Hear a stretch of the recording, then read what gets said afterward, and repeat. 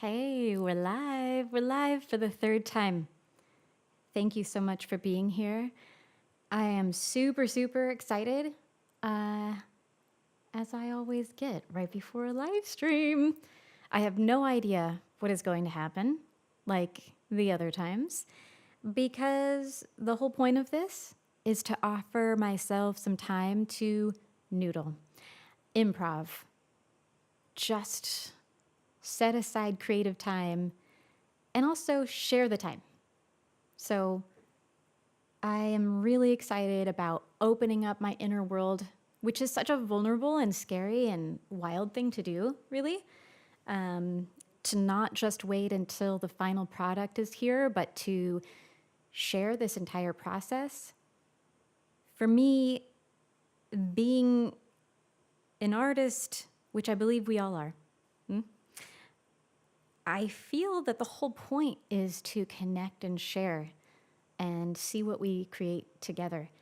And though I don't have other bandmates to be with me here in the studio to bounce ideas back and forth with, this has offered me the same feeling that people are in here with me. The energy is here.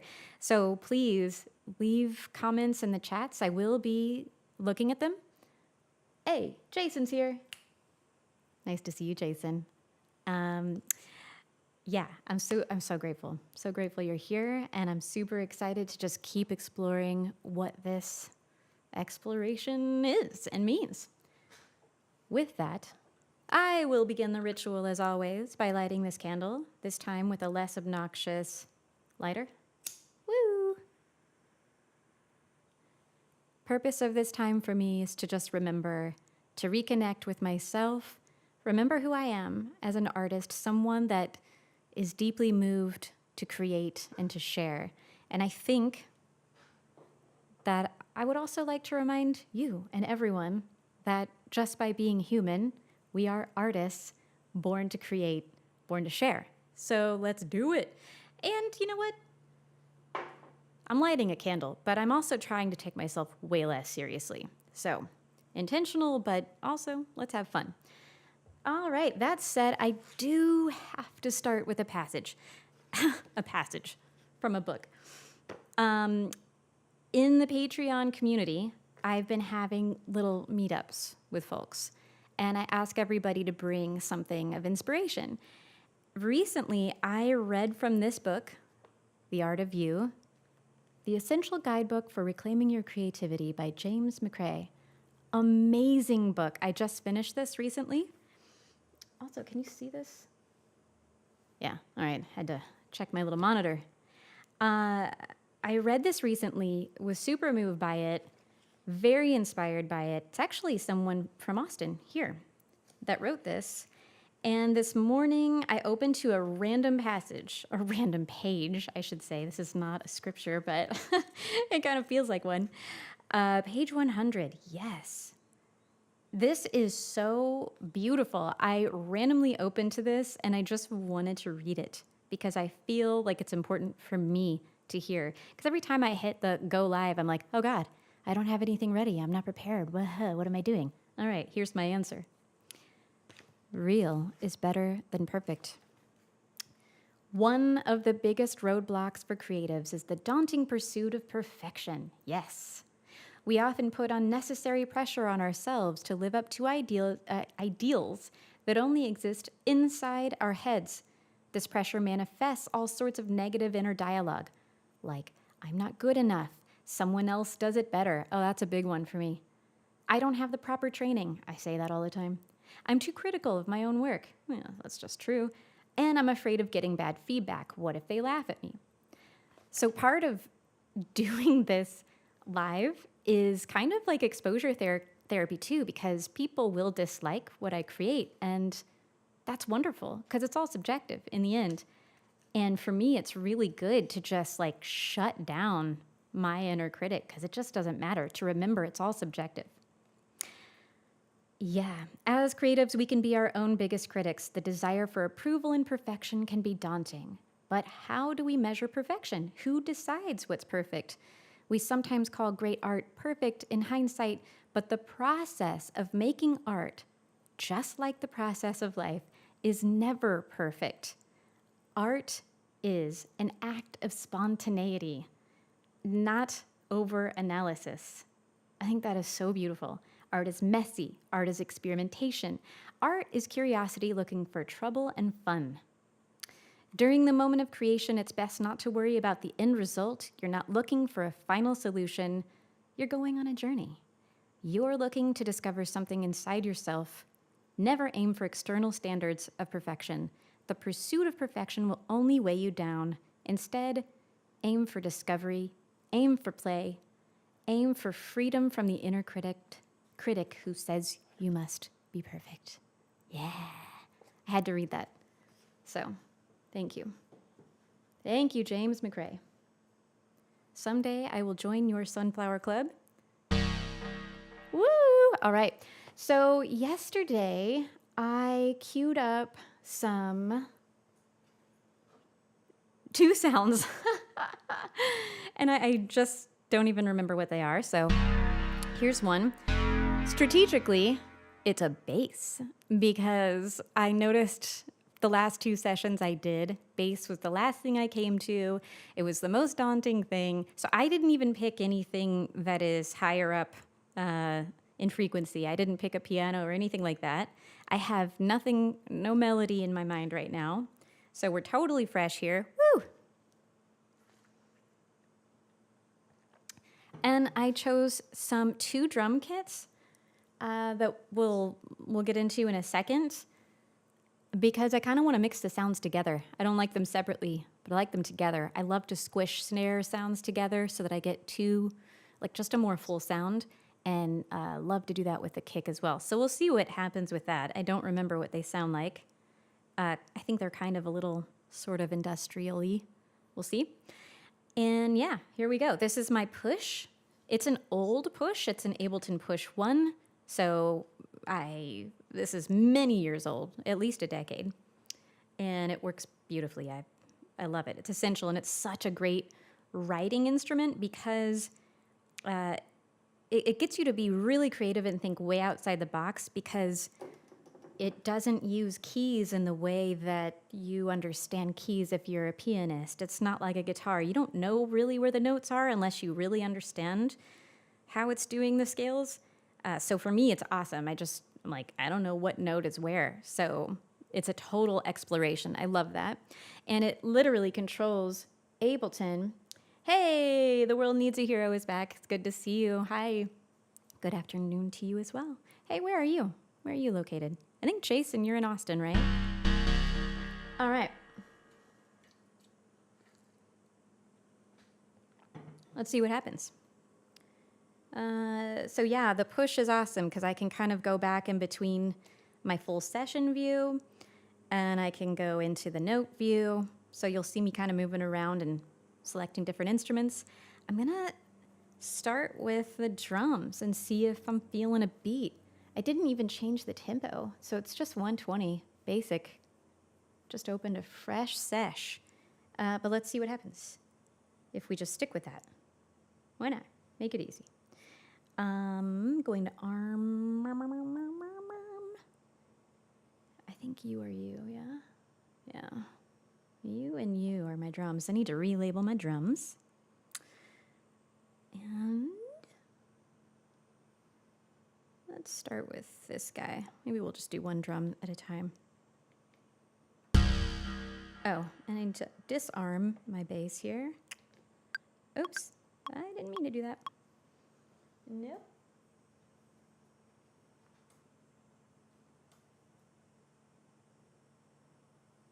Silly. Silly, silly. Okay. Yep. Bam, bam. Fun. Yeah, so I'm going to beef up this bass with the other bass. I kind of recall. Let's just start with a basic, just a basic beat here. And just keep it to 2 bars here, if I may. Why isn't that working?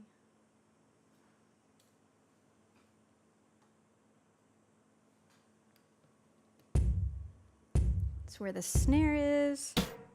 Oh. Why?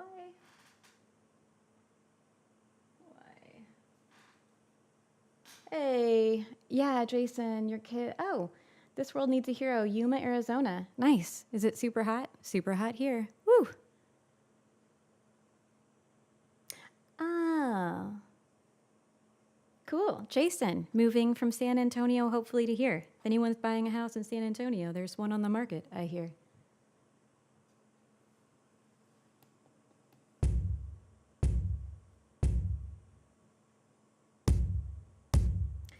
Why is this happening? Am I doing something funky?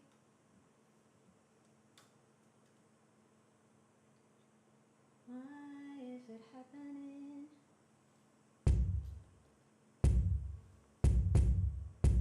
I've never seen that happen before. That's so interesting.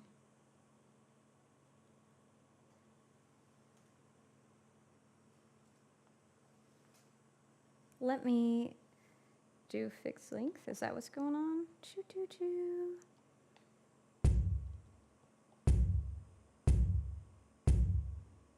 There we go. Weird. Guess I had my fixed length longer than I wanted. Where's my snare? That's fun. That's weird. Cool.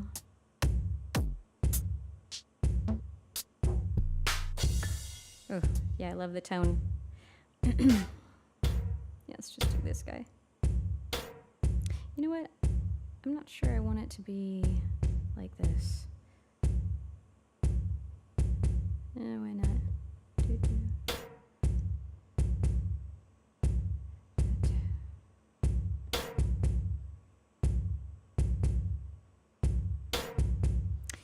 See how that feels. And then I'm just gonna, is there a shaker or something I like?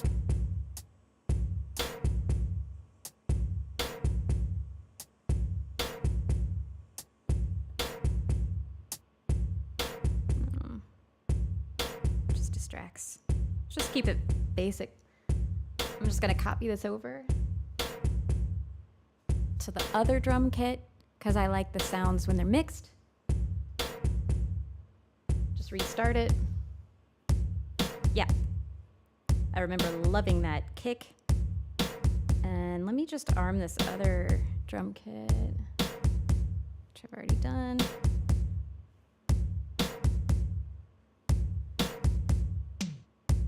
See what other sounds this kit has.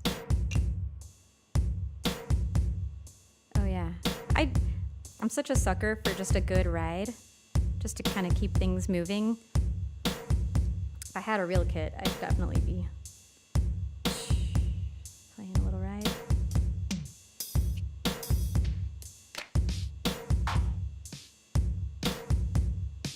Oh, I like this snare a lot.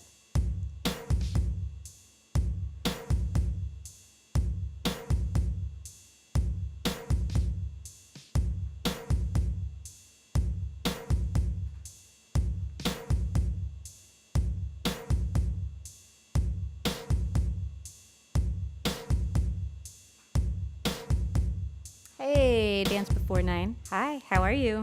We just got started. Yeah, Newman 103, TLM 103. I quite like it. All right, so let's see what we have as far as the bass. I'm gonna get back to that. Oh, I do have a Prophet on here. Wow, it's my cheat. You gotta love it. Note. Oof.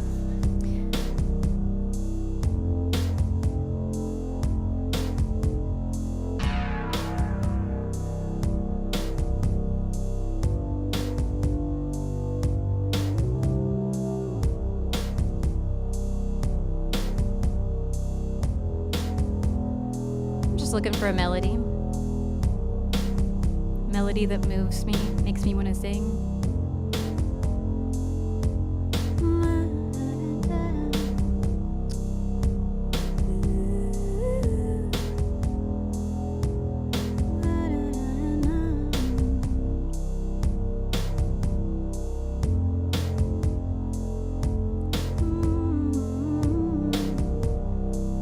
kind of switch. Oh, kind of love the.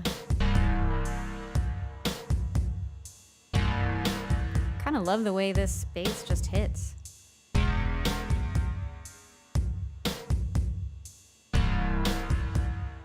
This is the, yeah, SQ85. Arturia, I think, makes this plugin.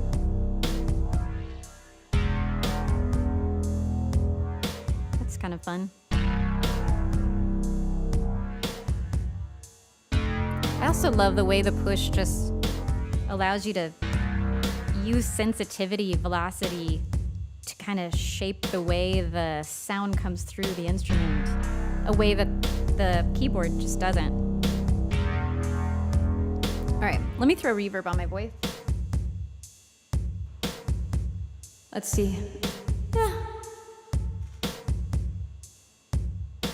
I'm new to the channel, starting to like your stuff. Hey, thank you. Dance Before 9. I appreciate that very, very much.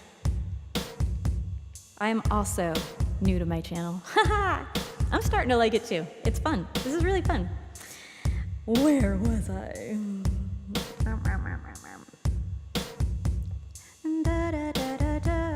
Yeah, let's see. Where's my one?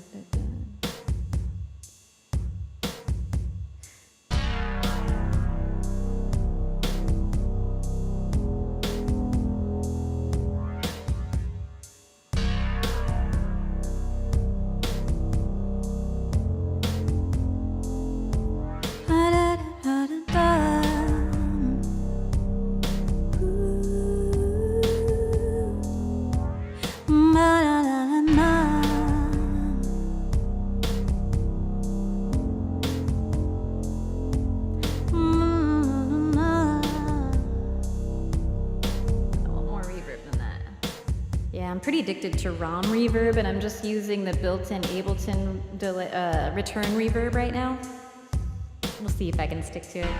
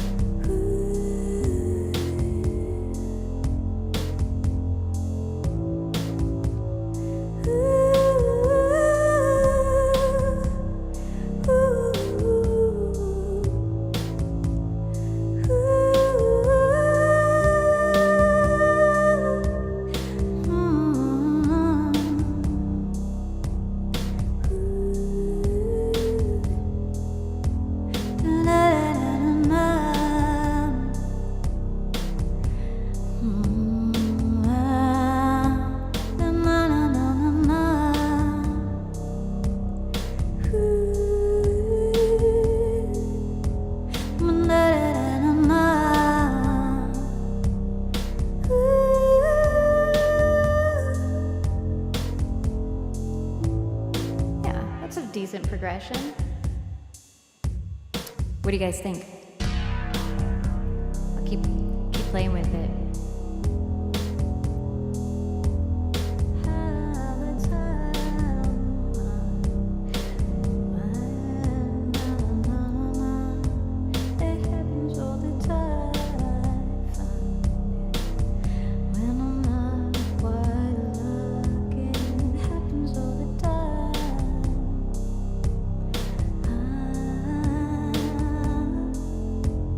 Get that down, which I can do right here. I have to get used to this. Is my... That didn't work. Oops. Wasn't sure. Do I have one bar selected? Yeah, okay.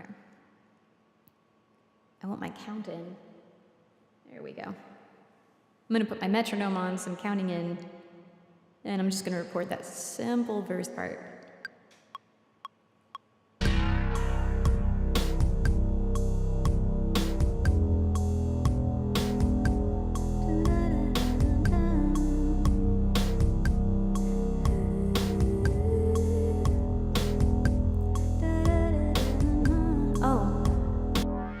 or my fixed length, I need it to be longer now. Let's do 4 bars to start. I hope that doesn't mess up my drums. Let's see. How long have I been producing and stuff? Asks Dance before 9. Quick break.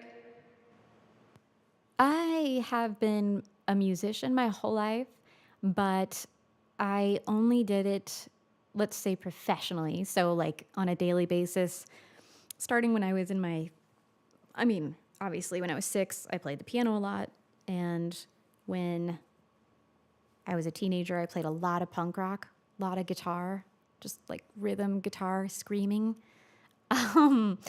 And then in my 30s, like early 30s, moved to Louisville, Kentucky, met Lacey Guthrie and Kevin Ratterman and started my band Twin Limb.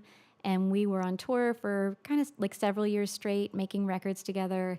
And I was a drummer in that band and sang harmonies with Lacey and composed some of the songs. And just that's, I guess, I would say that was probably the beginning of my music career, if you can call it such a thing. But I was just playing drums in the band. Kevin Ratterman is one of the best producers on the planet. He produced my last solo album as well. And so I relied heavily on him to find the sounds, to provide the right synths, all those things, to decide what stays in, what goes out. And only recently, like right now, I'm in the process of learning that beautiful art form. So very new, very green in that regard, but melodies have been coming to me my whole life. I love melody. How long have you been producing and stuff?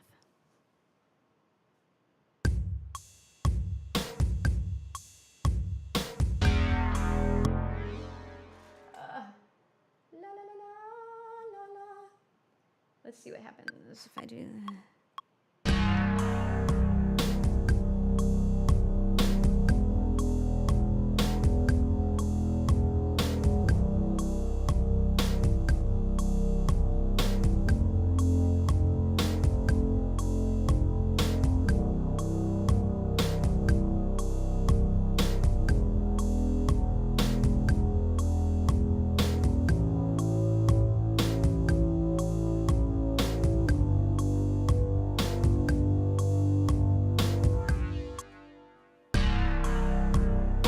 See what happens here.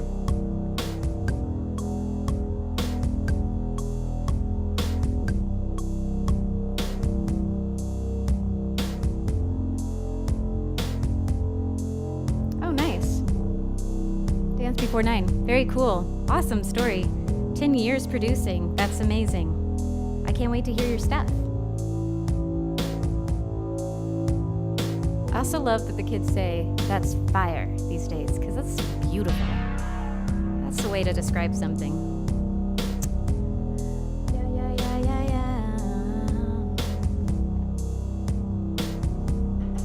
I will celebrate my 42nd birthday in April of next year, and I'm already planning.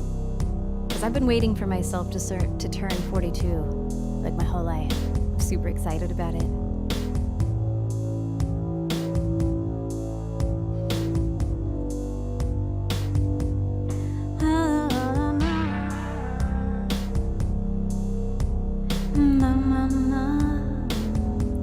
It happens all the time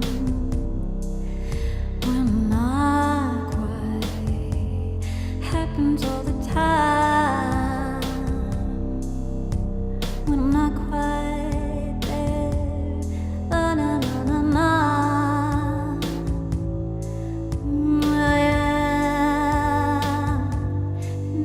I wonder if lyrics will come to me this quickly. That'll be cool. I need a pen and paper. 1 second.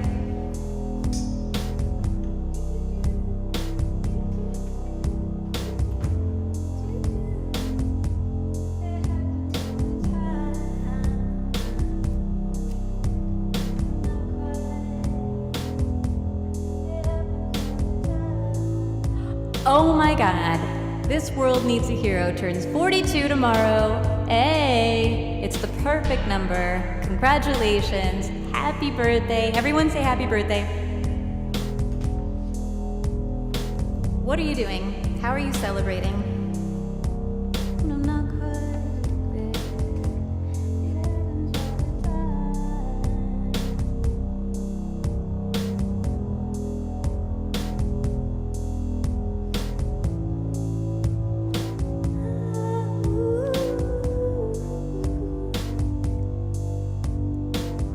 I love that hit.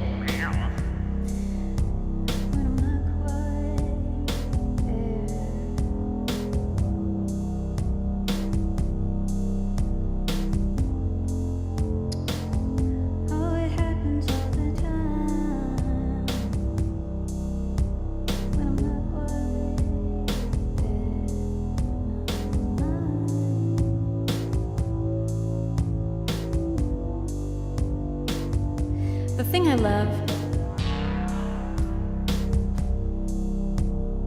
I love about lyrics, as you can see, it's all happening in real time. I never have an idea about my lyrics until I begin to I throw the reverb on. That inspires me. The melody inspires me.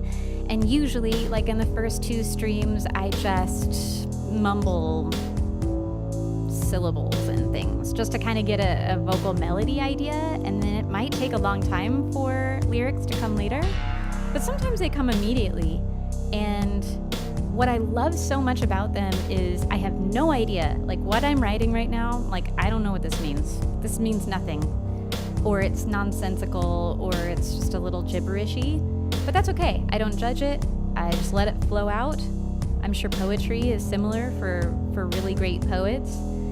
Later, we'll tweak it, we'll make the syllables better, and they might even change when I re-record for the full final album. But I don't judge it, I just let it come out, and then I typically learn something about myself, or what needs to come through, or what I need to process. And sometimes that's not the case. Sometimes like I need to not make it too sacred or precious. But often I'm surprised, like, oh, that's cool. I didn't realize I was thinking about that. So I'm gonna take some time with this. Keep chatting.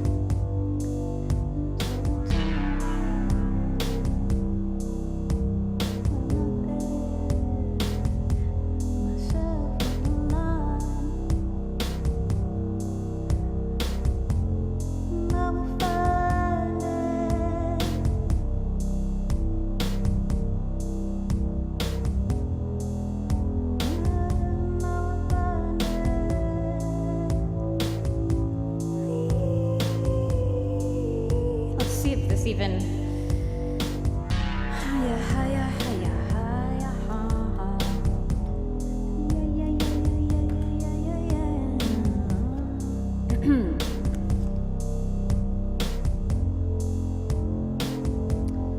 think I need to read another round.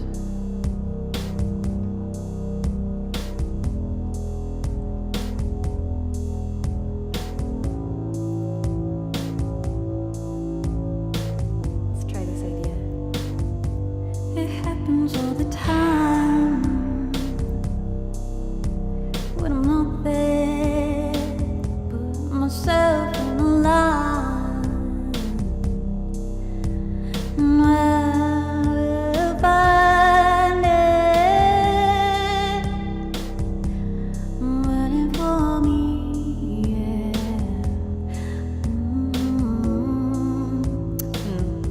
I'm gonna keep playing with that.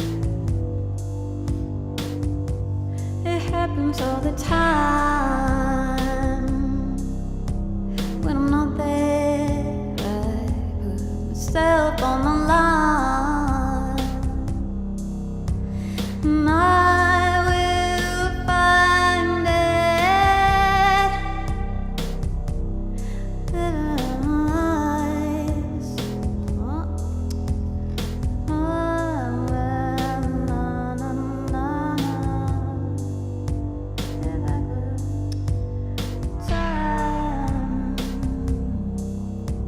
When I'm not there, I put myself on the line.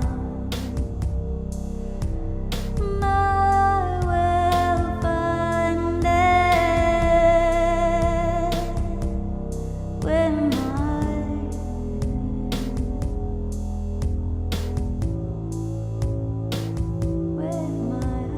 I might change the end of this melody to support what's coming out. When I'm not there, put myself on the line.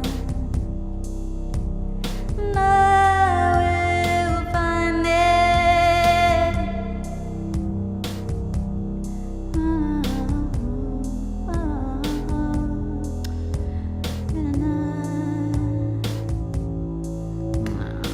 I'm gonna put the lyrics aside. I don't want to get too hung up on it. Go back to the melody and just get it down, and then maybe I'll kind of move on. But I want to record the idea. I'm just gonna start over, make it easy.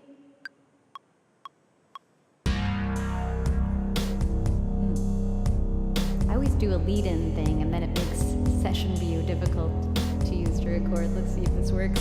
I don't want fixed length on.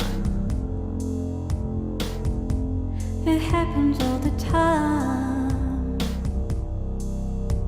when I'm not there. I put myself on the line.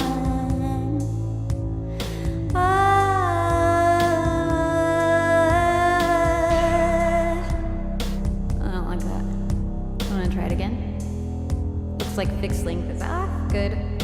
So I'll just keep running through this. Actually, I'll start it over. Saltatova.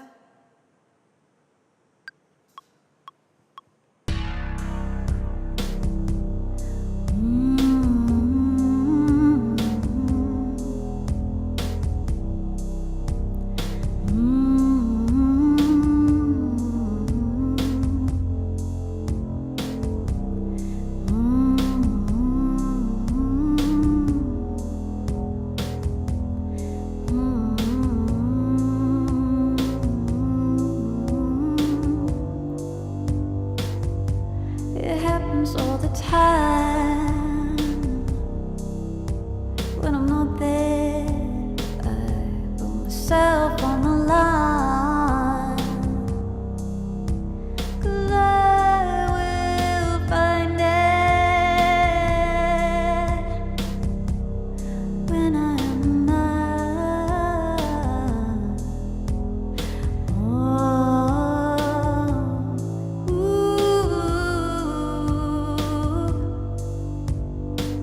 Okay, I hate that last part, but I like the rest-ish. And I like that the idea is down. And I liked the oohs that I was doing leading into it, and I want to kind of do a bunch of those. So let's try that. I don't even remember what it was. Duplicate. Oh. Arms. Spencer, hi. Spencer, everybody say hello to Spencer. How are you? Spencer is usually the person who is in the control room operating the switchboard during a rocket launch live stream that many of us partake in. So good to see you here. I am working through vocal ideas, and it's going slow, but it's fun. And I tried something different, trying to start with bass and drums. I have no other things happening yet, which is very unusual.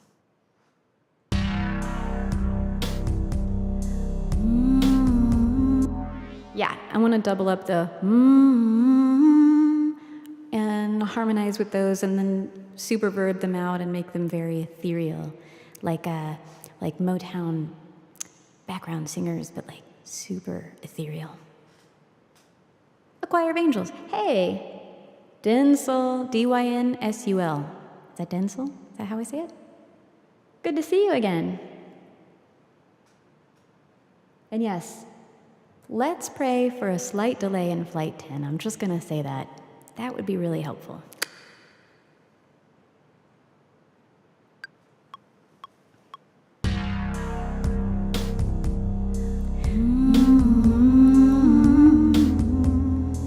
What the heck did I even do?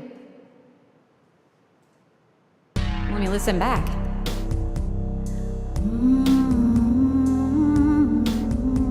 That's weird.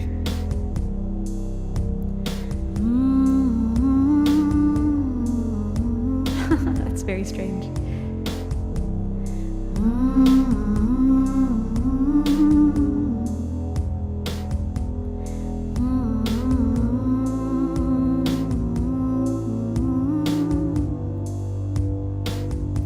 It happens all the time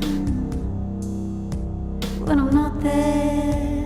I put myself on the line. See if I can fix this melody I don't like at the end. I will find it when I'm not. Yeah. Okay. We're gonna start that over because I have an idea. But I liked the first section. I thought that was done decently. So, bear with me. Also, do you guys want me to make Ableton bigger, or is the size good?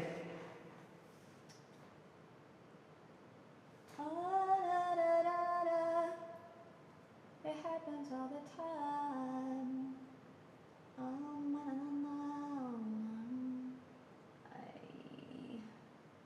only want it to play from here.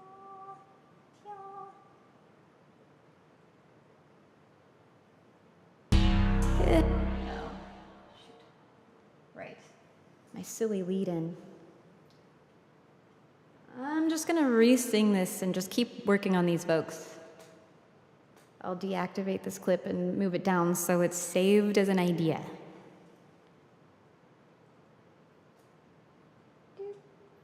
Move on down, buddy. Goodbye. How does the push work?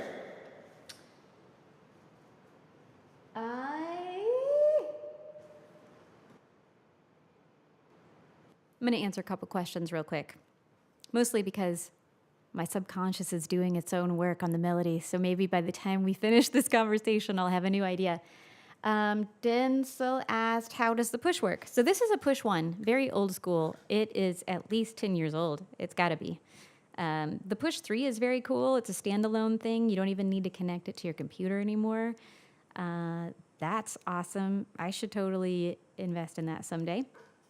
But for now, this thing has been so trusty. It has been pretty much the brain of all of my live shows, even the Twin Limb live shows. So it's been to Burning Man, it's been to music festivals. Unfortunately, when the sun hits it, you can't see what's going on. So don't play noon at the stage at the music festival. But maybe the Push 3 has enhanced that issue, fixed it. The way it works is it's just connected by USB, just like any other MIDI controller, right? But it's really an interface meant for Ableton. So it basically duplicates Ableton in this awesome MIDI controller square. So if I were better at using it, honestly, I wouldn't even have to look at Ableton to do anything, but for some reason, I just like to kind of bounce back and forth. But really, you have all of the controls here. I hit the session view. I wish I had. Maybe I should get a top-down camera someday. We'll get fancy. Hit session, and I can see all my tracks just like you see them in Ableton here, and these faders here are all like the volume knobs, or if I select different effects, I can use these faders to, change the wet-dry signal of the reverb, etc. And I can arm these things. I can turn them on and off, mute them. Or I can click inside any of these boxes, and as you can see, there's rows here, and the rows correlate to the rows. You can see like where the master channel is. There's 1, 2, 3, 4, 5, 6, 7, 8, 9. It goes all the way to 9. Here, I have all those rows as well. So I can select an entire scene to play it like that. And then I can select a scene with nothing on it to stop. And I can select just one of the clips that's playing. I can select both of them. I can play them out of time. That's fun. Or at least out of sync. Yeah, Push is awesome. There's so much to it. It's almost crazy. And then I can click to go, directly into the instrument, and as you can see, it's not a keyboard. Sorry. I was recording. Go back to my session, stop. Let me delete that. So delete, hold that down, get rid of that. But it's really, really fun way to play because it's not like a predictable set of keys. You can explore more. I really love it. And the touch sensitivity is so awesome. Like the velocity when you're pushing something in, for example.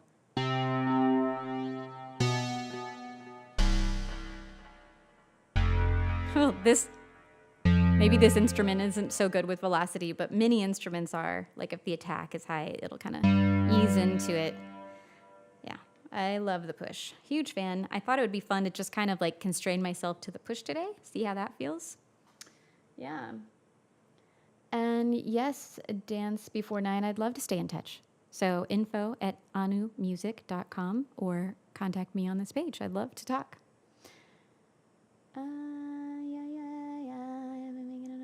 Ooh, Dance Before 9, been making an album worth of stuff and would love for you to be on it.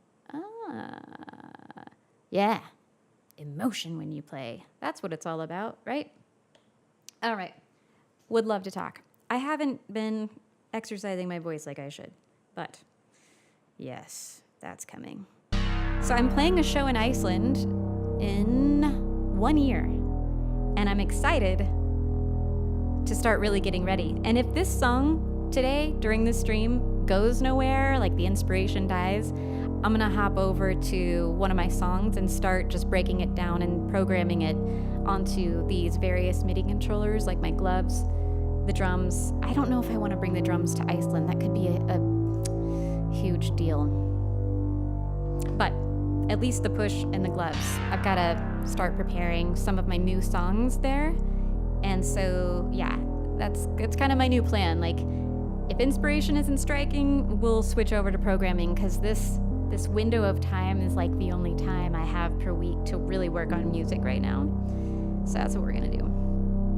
But let me see what happens if I go back to this melody, and let me throw my reverb on. Hey, it happens all the time. Let me turn my drums back on.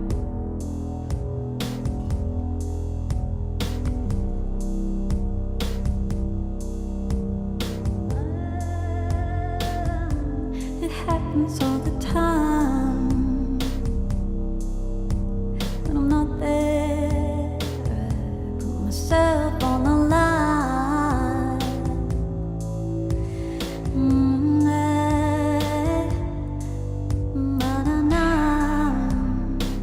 I think I'm getting too caught up in the lyrics, so I'm just gonna get this melody down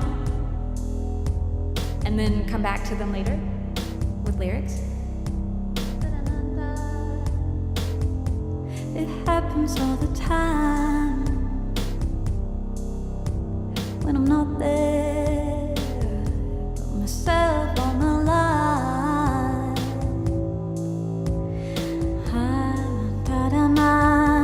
That happens all the time.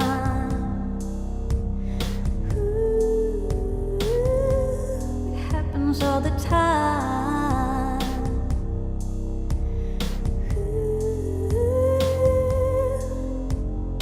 All right, I have an idea. I see where that's going. It may not make sense to you yet. That's okay. Also, I started singing at a weird spot, so let me line this up in Ableton real quick before I forget, because I came in on the second measure, or the second half of the verse. La, la, la, la. Times 2.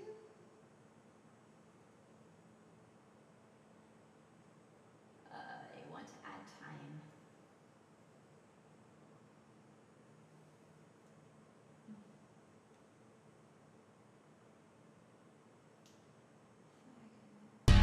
It happens all the time when I'm... All right, I'm gonna re-record that. And I'm gonna let it go through full time.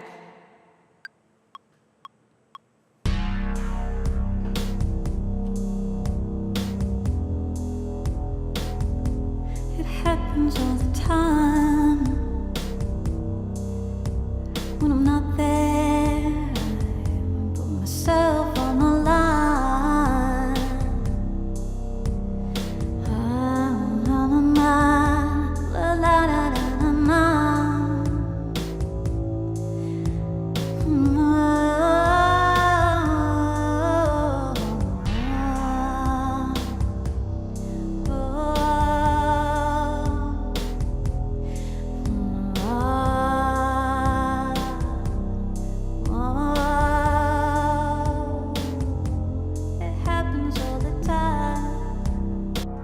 So that's enough of an idea for me to really start working on lyrics, but I think I like that general idea. Did I go all the way? Yeah. Well, just cut off that weird extra time. And hello, Bal. It's good to see you. Thank you for coming and for commenting immediately. Bal says, it is Bal, yeah. YouTube just showed me your channel. Crazy vocals. Are you trained? No, I'm not. Thank you. That's very kind of you to say. No, I've been singing for a long time, but not recently. I had a baby almost 14 months ago, and I really haven't been doing any of my vocal exercises or anything. But in the past, I was in a band. I'm a very much a harmony machine, so sang a lot of harmonies all day, all night, and started to do like what is the name of that vocal academy on YouTube? It's wonderful. It's all free, and they give you great warm-up exercises and then daily exercises to do. When I was doing those regularly, oh my God, it felt like butter to use my voice. I could do so many beautiful things, runs and stuff, and I had more strength and dynamics. I'm not there yet, so I'm kind of just leaning into this like more breathy, quiet, intimate vocal style until I get my power back, and then I can play with those dynamics, which I think is beautiful. But it's nice to hear that it's coming through well. Hey, thanks, Spencer. I'm happy you dropped in. I know you have a lot to do. Please, let's all pray for a delay in the Starship launch, because it's not really working out with the schedule. But, see you there? All right. See ya. Everybody say, bye, Spencer. We love you. I wish you were the switchboard operator here. I have only 2 modes that I can switch to. Let's see. Oh no, I have 3. So there's my webcam. And split view. Hello, I can do that. That's the extent of my switching operation here. But I'm gonna just go back to the push view. I like it. All right, let's go back, and then I might start to add in, maybe we'll play with the Prophet and see if another texture comes through. Ooh, I can hear it now. Yeah, yes, okay. Ooh, inspiration, help, help. Where am I? Sometimes I get very excited.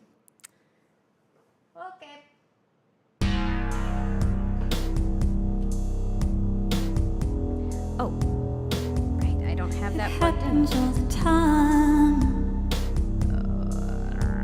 when I'm not there. I put myself on the line. La, la, la, la, la, la, la.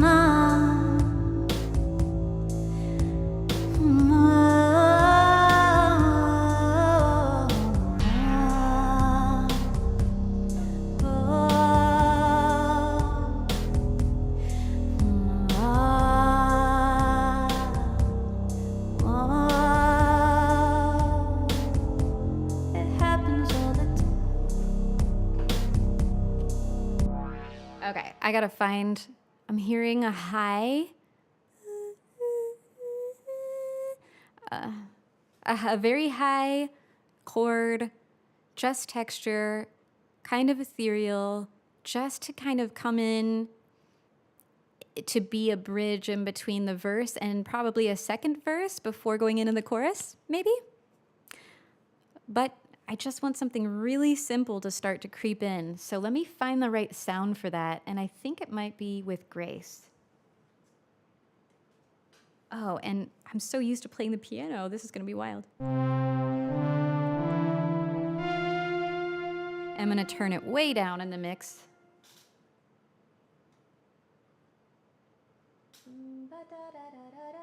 And then I might spread it out so it feels like it's coming in from the sides and hugging us. If you have headphones on, you'll hear that.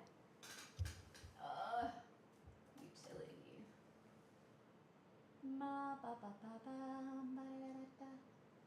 So I just added this utility. I'm gonna throw some super stereo width on it. And then turn it way down. All right. Yeah. God, I love the Prophet. Someday I'm gonna buy the real thing just 'cause.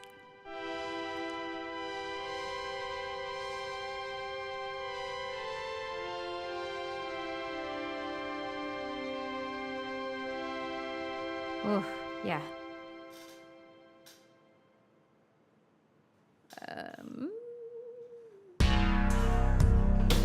Oh, let me turn my vocals off for this. It happens all the time. Woo! When I'm not there, I put myself on the line. La, la, la, la, la.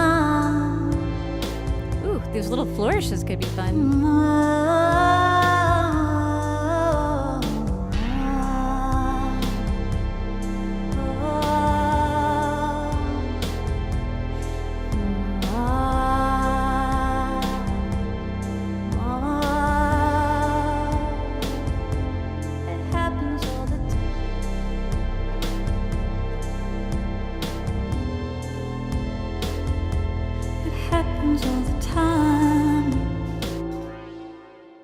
Turn my vocals off and just play with this idea. In fact, what I'm going to do is copy all this down to the next scene.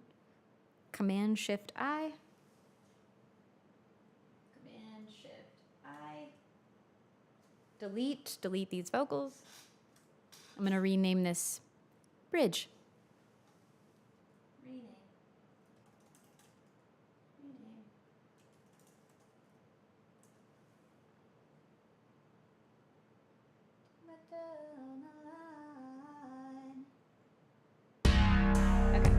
Now I have a theme with no vocals, and I'm just gonna start to put these flourishes in. I really like this. Oops, I didn't want to go to the sequencer, just, where was that?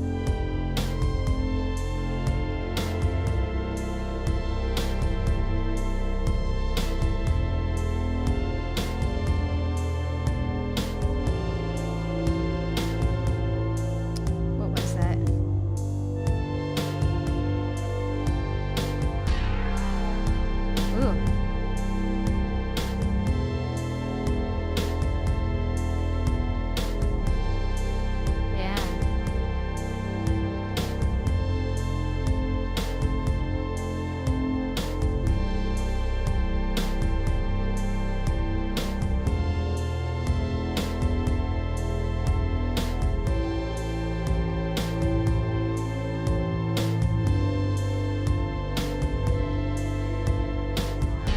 so I'm trying to figure out what to do on that last one.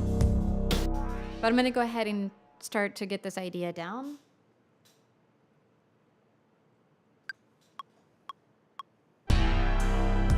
Oops, that was wrong. It was...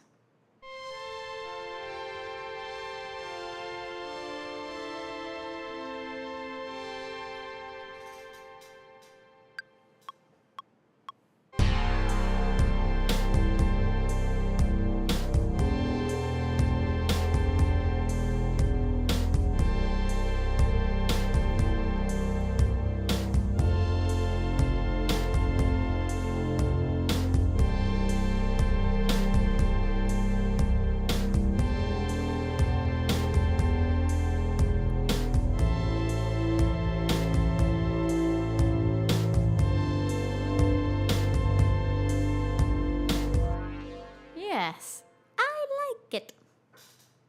I like it.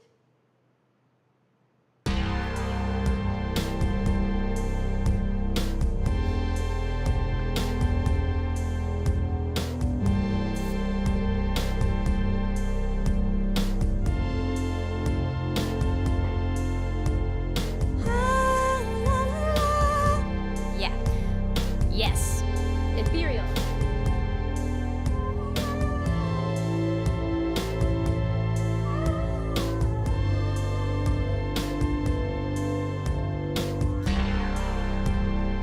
Yes. Ooh, I want to leave some space for this to just happen, but I also want to bring in ethereal vocals as always. Maybe like a choir of angels. I don't know. Let's try.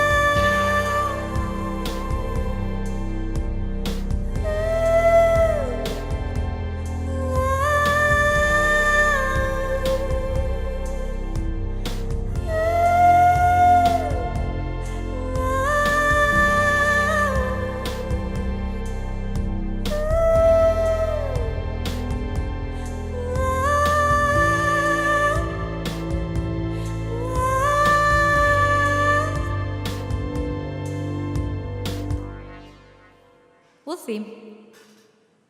I feel like those could be like distant, far away, and there could be a bunch of them, and they only come in sparingly in the bridges.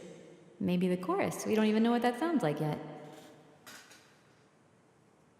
I'm gonna do more of those. I'm gonna throw that on the harm track. I'm gonna start to create a group of ethereal vocals, in fact.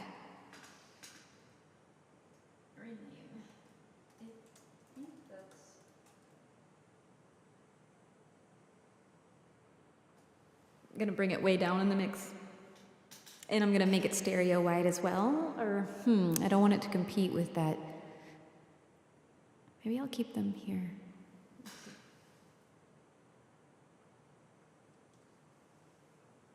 All right, I have to remind myself what I just did before I can double it.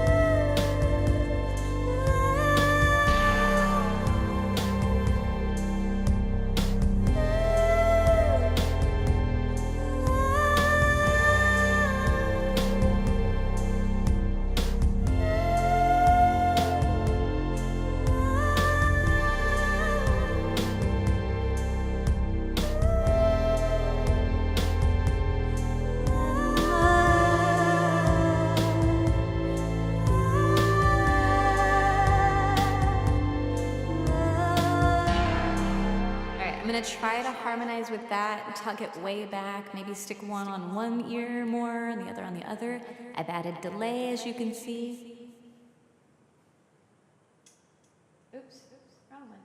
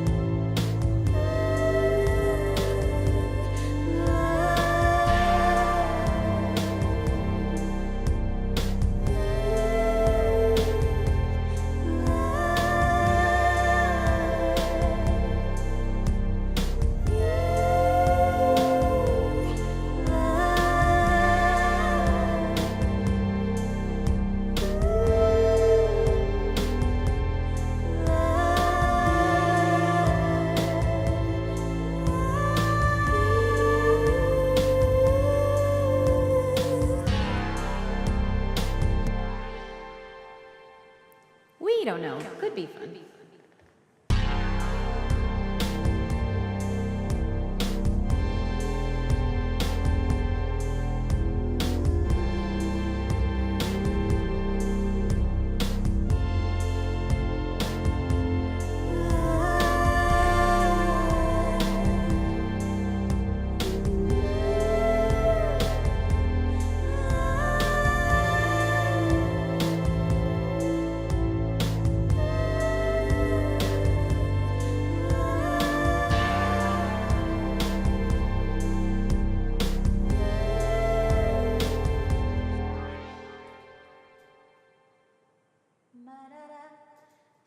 Yeah.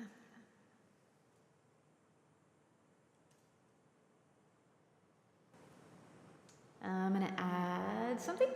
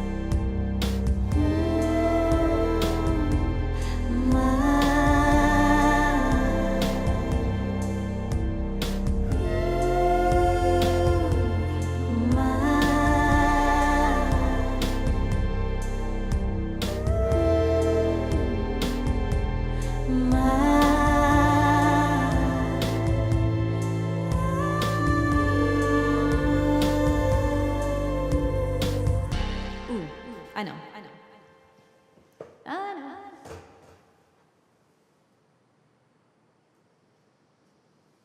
You guys are awfully quiet. How you doing?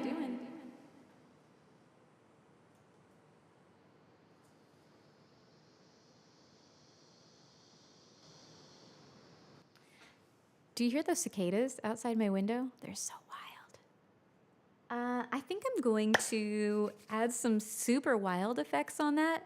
And I don't want to get too carried away with this because it's just a bridge, just an ethereal kind of part idea. But I get really inspired by this kind of exploration, and it might help inform the next.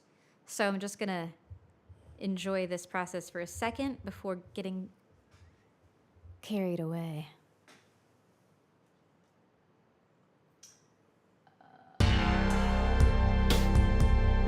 I'm going to group these ethereal vocals, and I'm going to put one wild effect on it and see how that goes.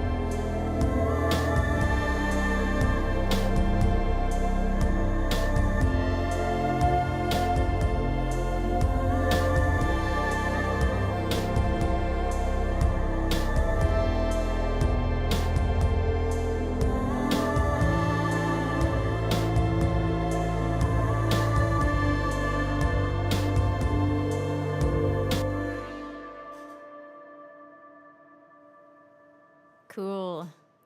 I really love Output's plugin Portal. As you can tell, I also love Movement. Those are my two go-tos if I'm needing like any kind of ethereal thing, or ethereal movement where I want things panning around my head, but I want a lot of randomness. I really love to play those with my gloves because, as you could see, they look awesome, and I can use all these dimensions to change the way it stretches and warps the sound.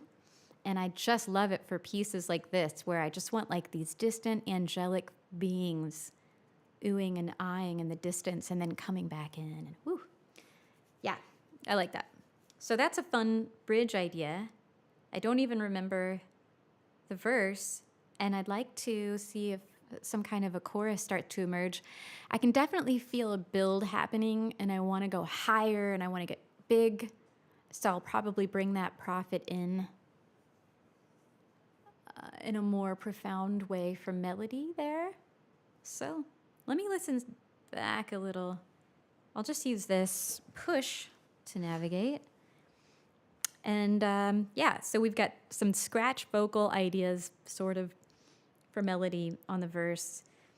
Then I'm going to switch to that little bridge we just did and see how that feels.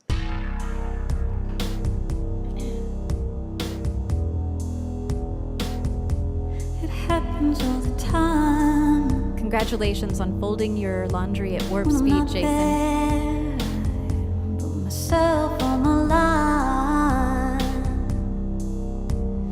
Ah, na, na, na, la, la, la, la, na, na.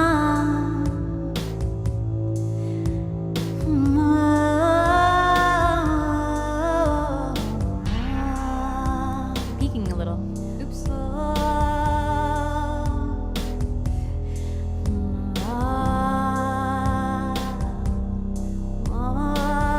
Let's see, I'm just gonna switch prematurely. Yeah, I wanted to switch earlier to this bridge. I like that flourish.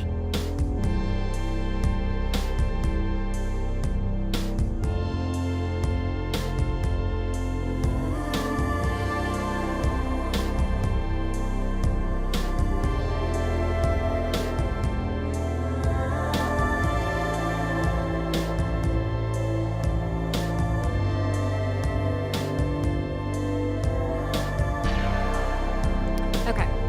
Yeah, I think that I love Portal.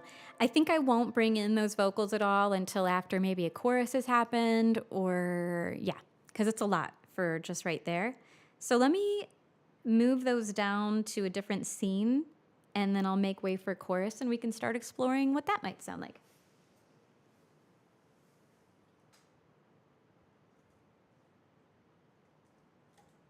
Oops.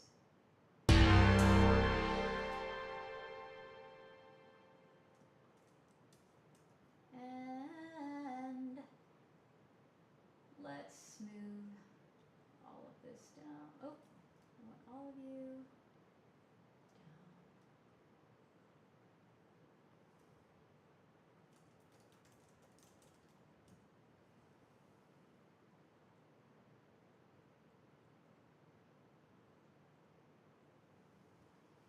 Dance Before 9 says you should try putting auto and turn it to a volume animator to have a lot of movement on the background vocals. Try putting auto filter? What are you saying? Turn it to volume animator. Ah, that sounds interesting. Oops. So just volume in and out. Cool. I like it. For right now, I'm going to set them aside, and I'm just going to focus back on some core melody. I like this flourish in the bridge a lot. Maybe I'll see if the prophet now inspires melody, since bass is always so difficult for me. Oh, I love that.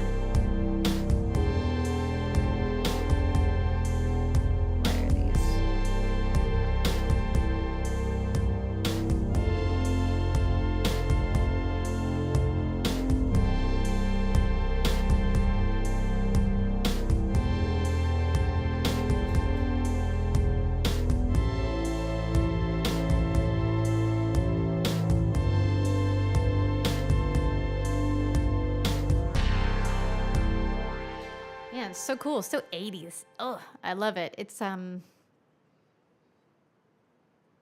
Stranger Things? I don't know. Autopan. Yeah. Oh, that's fun. I like that idea. Yeah, I do go a little wild with the portal because it just goes all over the place. I love it though. I might try that in a bit. Meanwhile, let's see. So let me go back to I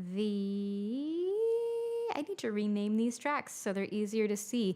On my push, they are like, what is this 7 select? What does that mean? 7 select. Oh, yeah, I should rename my tracks real quick so I stop getting confused.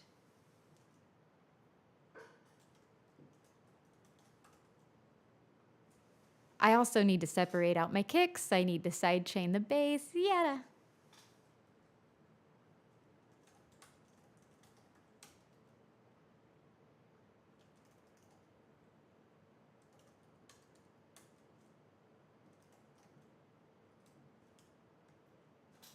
I also have a very specific color coding that I have always done for my gloves, for Ableton, so I always know when I see the colors on my gloves, I know what instrument I have selected, so I'm very crazy about when I make a certain kind of instrument, it has to be, for example, the synth must be yellow. So, not pink,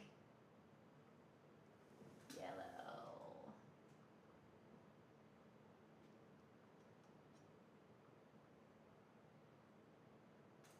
And bass is pink.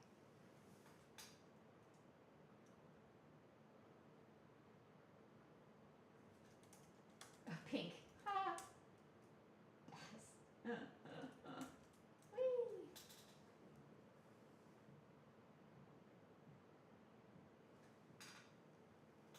Yeah, I like that idea. I love the idea of auto panning like that. Dance before 9. It's a good idea. Don't let me forget that if I go back to those vocals. Okay. Color coded. Now, I would like to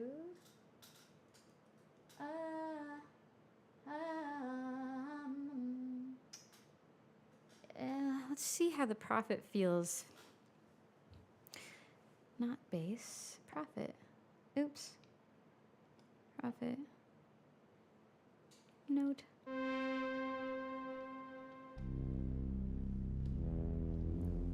It's a good bass too.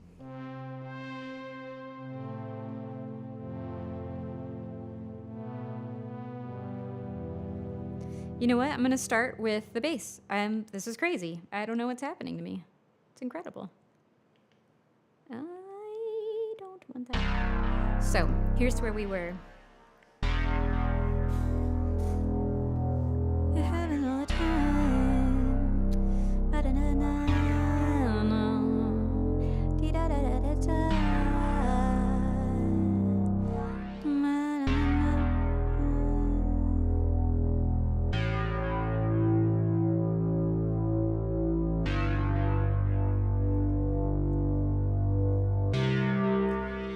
That's just an octave up.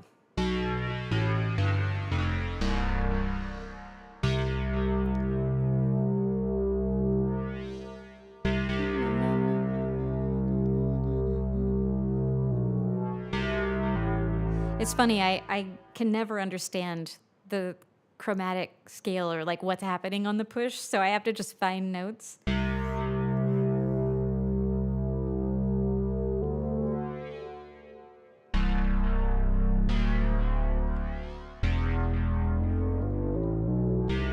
Well, there you go. It's pretty simple.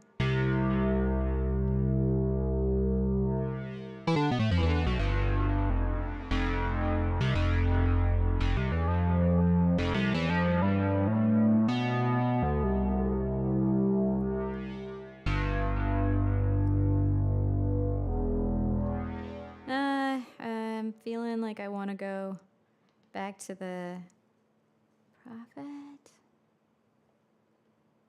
If I can remember that. Prophet.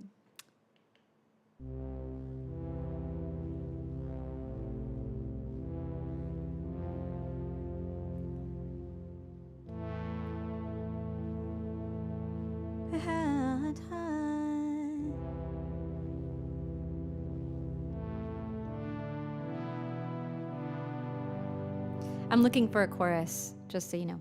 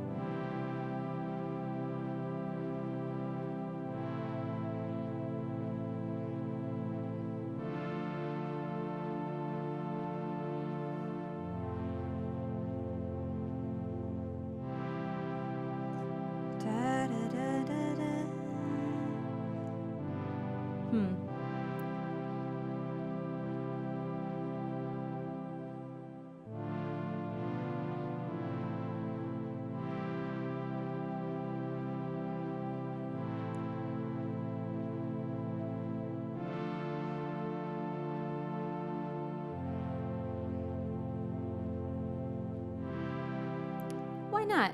Sounds churchy and I love it. Just love that kind of like reverent organy sound with electronic synthesizers. It's so wild.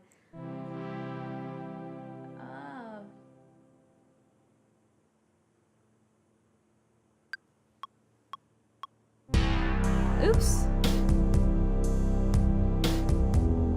Oh, that's so funny. I didn't mean to do that. I didn't realize those were playing.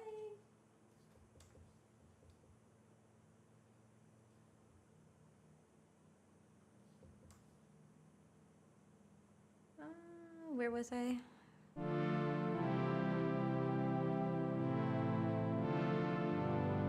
I don't know if this will work. I already forgot. Well, let's just try. Oops. It would help. Metronome. Metronome. I'm just gonna copy the drums over.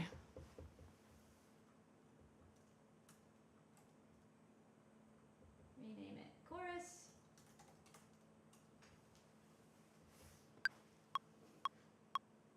Oops. I already forgot where I was. Right. Arbitrary buttons.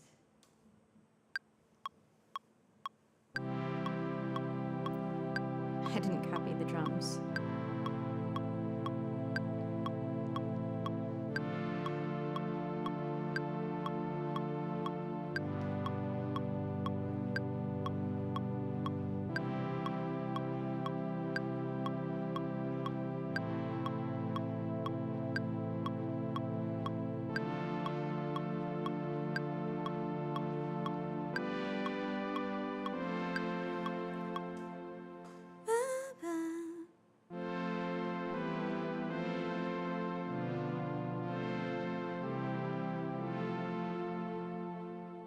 I'll just loop the first one, I think.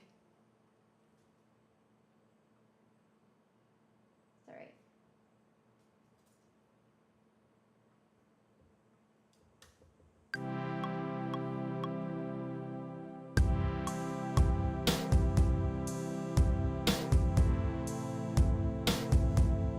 It sounds so doo-woppy.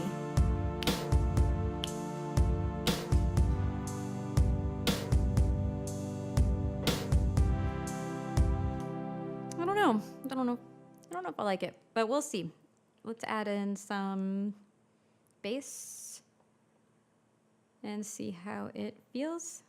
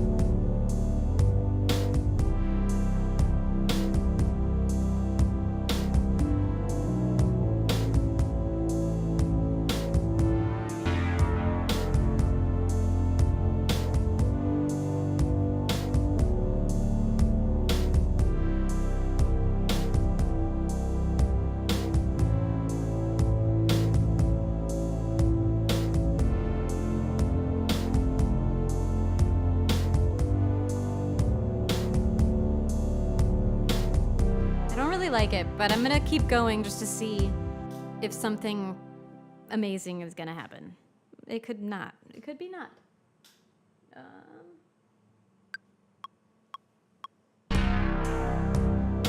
I don't want that attack.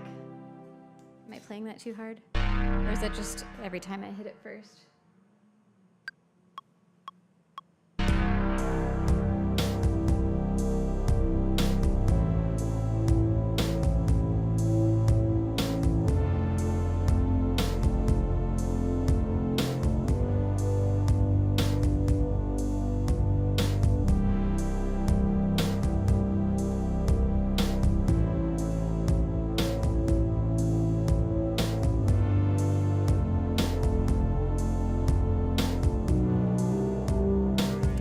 Loop the first one,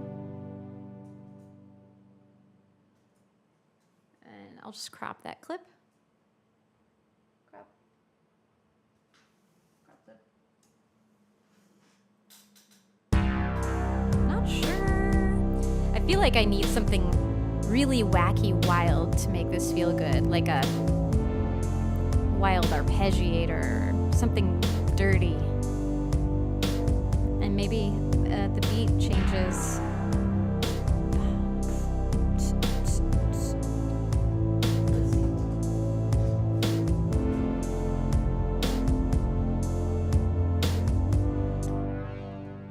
I don't know. I could be hanging on to an idea for no reason. Hold on. Oops. Don't want to do that.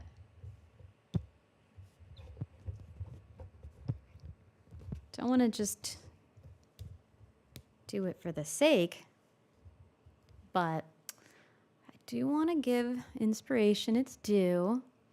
Let me listen back to the verse and bridge and see if this works at all.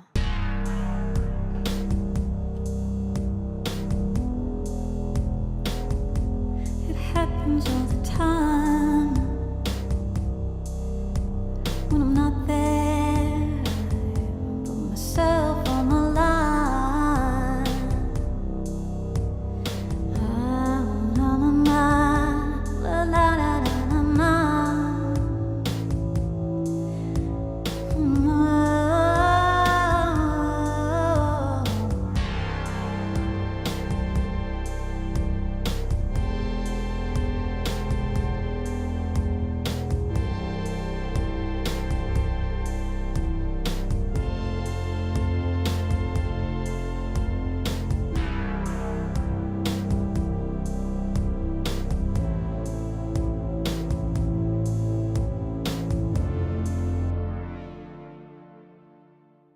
Yeah, I don't like it. It's too flat. Too flat. I feel like something big needs to happen there. Ooh, I'm getting hot. Might turn my AC down even though it's gonna make noise.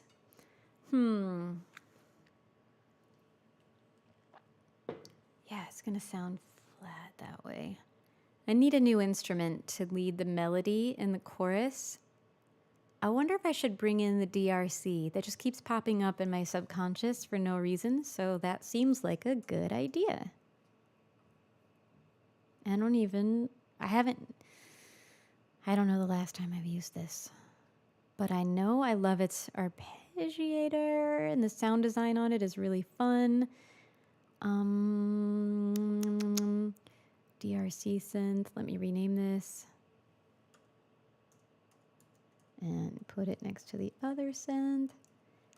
And I am just gonna deactivate all the clips I just created and store them away. One sec.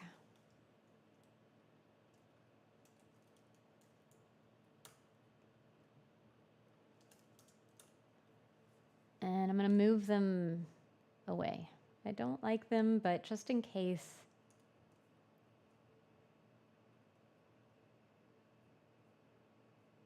I had others, but oh well.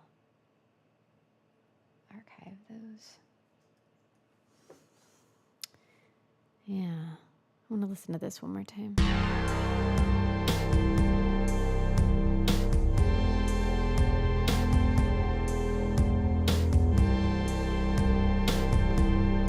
Oh,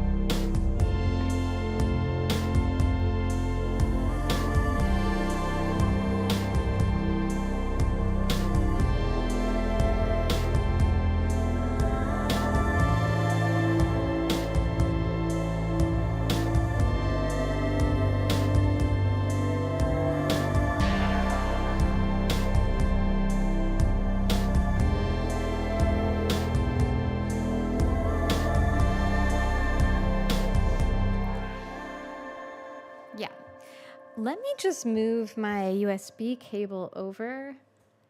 I should probably just get another USB cable, but that's okay. Might be more fun to explore here. Oh, what am I looking for? Let me turn this down. This is quite loud.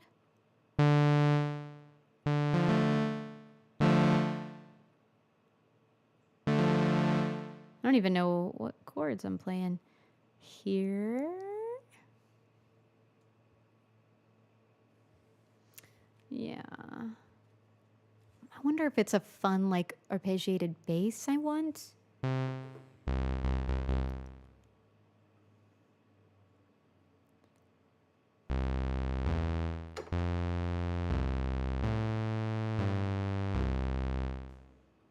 All right, let's start to play with this. I am just remembering this interface. Everything is always somewhere a little different. Filter. Where is the ARP? There it is. On.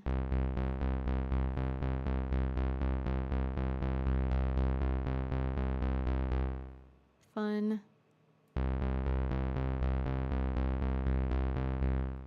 Kind of like that. 1/8. Yeah.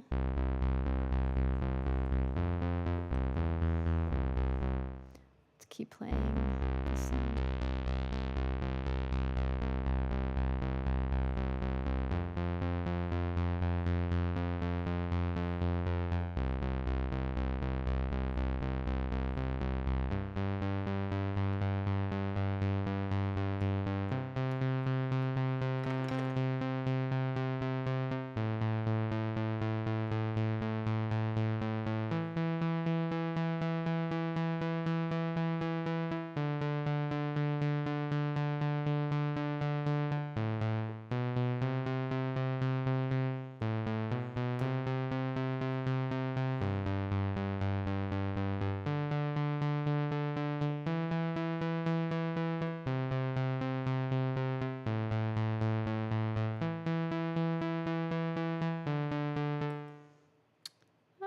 Let's see.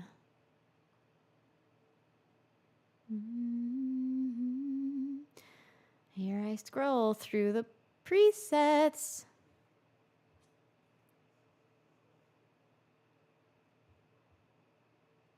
Cats on the keyboard, that has to be good. No, I'm gonna go back. Oh no, can I not? Can I not return from whence I came? Oh. Boo. I default. All right, I'm gonna just play this again. It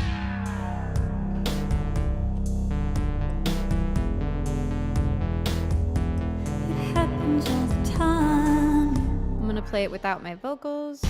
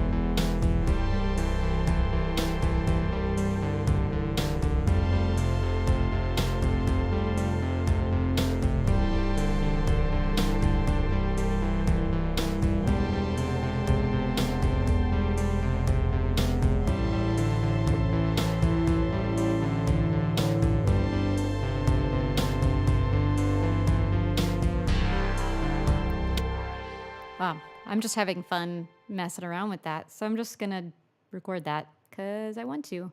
Turn that way down, huh?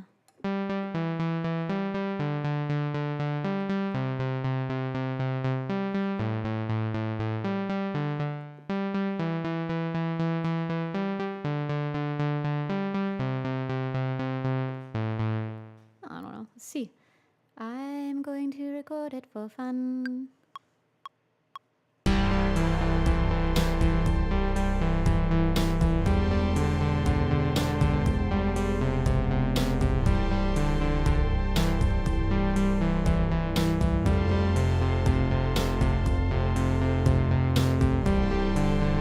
I'm gonna re-record that. I lost myself. It was awesome. Oops. I want to hit that E.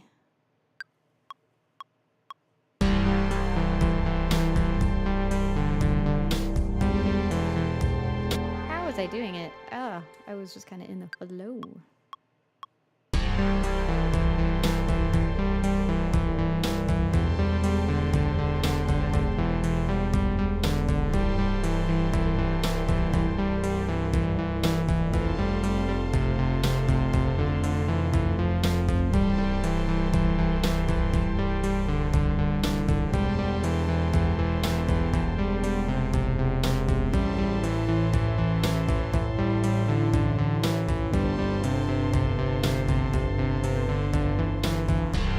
That's fun. Kind of random and wacky. I like it. Oops. Just wanted to stretch this one. No, I think that was right.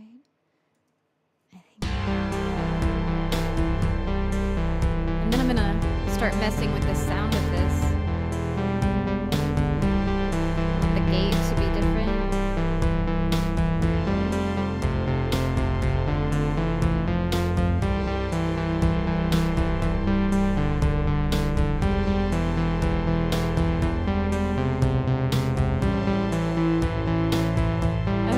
Plugin window is black. I can't do anything. Ah! I broke it. You know what? I think that's why I haven't used this plugin in a while. I think it's been finicky, but man, I love it. All right, it's back. I'm gonna manipulate this sound a little. All right, I don't have my push anymore.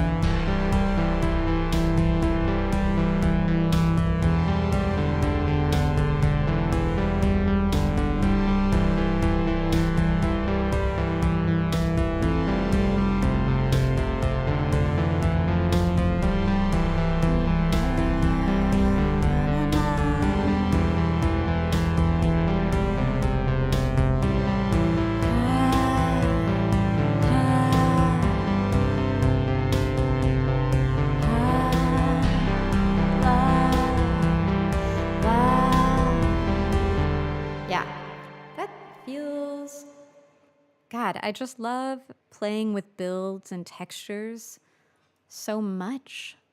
For some reason, I'm still not feeling where it goes next, like the chorus, but maybe that will come. I'll go back to the verse, see if that vocal melody inspires a new idea. It happens all the time when I'm not there. I put myself on the line. Ah, la, la, la, la, la, la, la, la.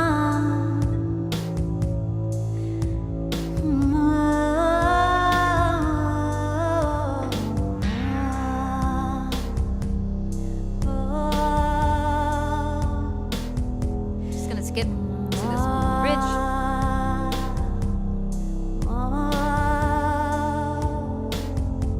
It happens all the time. I'm gonna, you know what? Let me build up to that because clearly that's crazy. I'm gonna put this, I just duplicated what I just did, but now I'm going to copy the first drum beat back down, and I'm going to get rid of that DRC arpeggiator I just created and do the bridge, build the bridge. Yeah, let me call this ARP build. I'll know what that means. So, it happens all the time when I'm not there. I put myself on the line. And now we're building.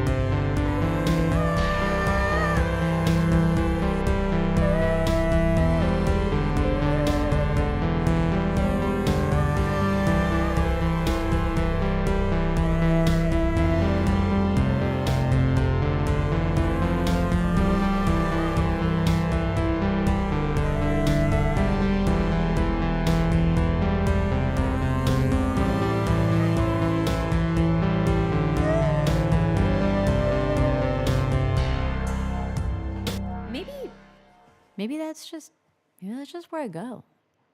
And I make it feel like a chorus with my vocals. And then I just go back to that verse, cut it all back again, because it sounds fun. Yeah, let's try that and just be a little unconventional. Always enjoy that. Yeah, and then maybe, what else does it need to make it feel chorusy? Maybe more of a build.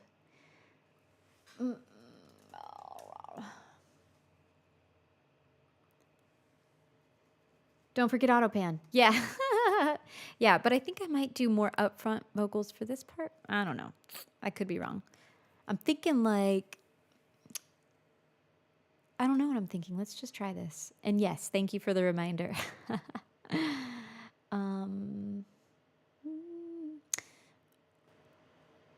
Let me arm these vocals. You guys, I have to tell you, I'm staring at a beautiful scene. Sometimes I'm just like overwhelmed by the beauty of the place around me. Lake Travis, the trees. I love these trees. It's just a stunningly beautiful day. I hope it's beautiful where you are. Okay. Yeah. Let me just feel this out. I'm just gonna play. See how it feels. Oops. All right, I'm gonna once again go in sequence. It helps me.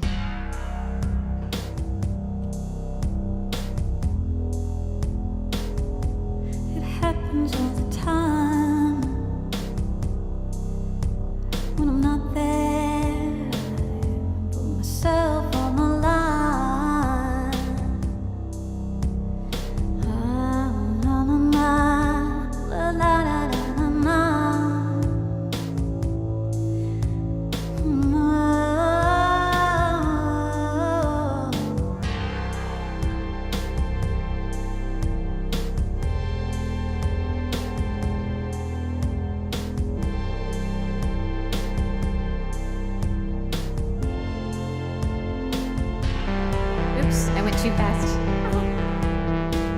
excited.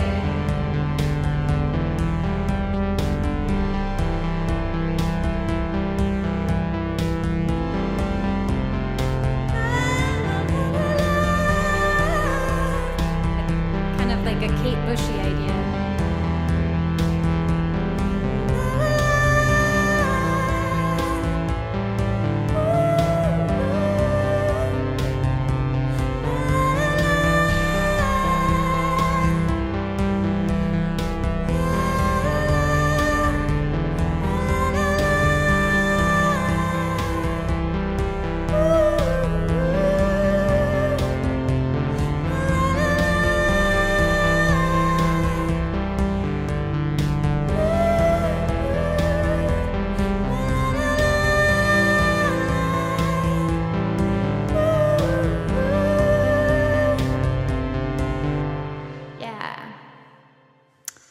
Dance Before 9. I live in Austin, Texas. I moved here in March. I am originally from a little town south of St. Louis, Missouri. I have not lived there in many, many years. Many years.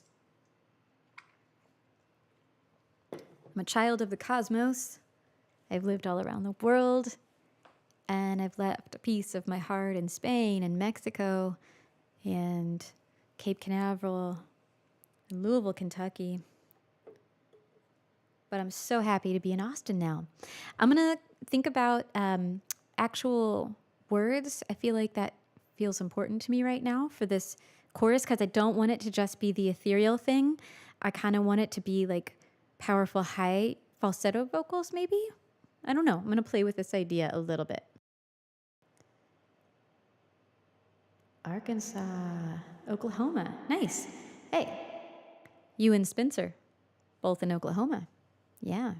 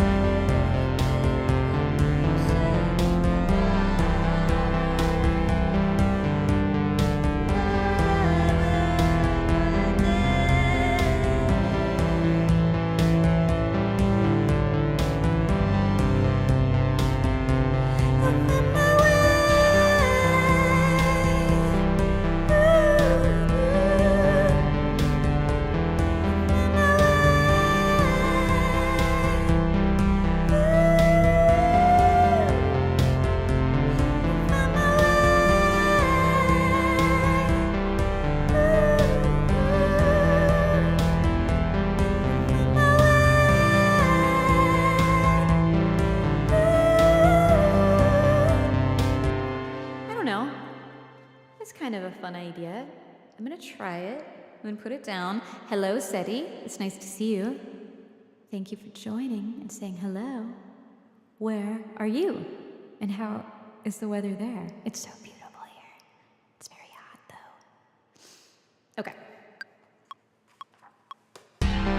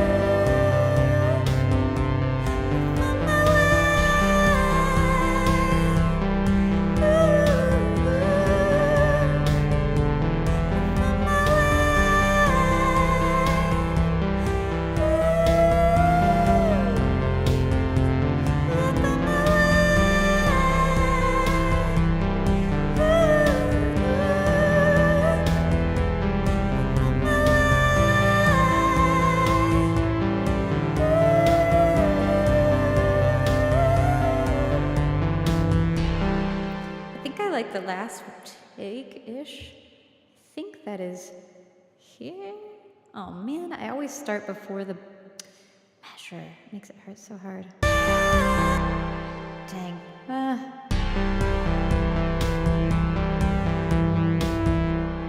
Thank you, Tiny Tree. I like your name. That's a great name. Thank you for telling me I have a great voice. Not currently super in shape, but doing its thing, and I'm proud of it.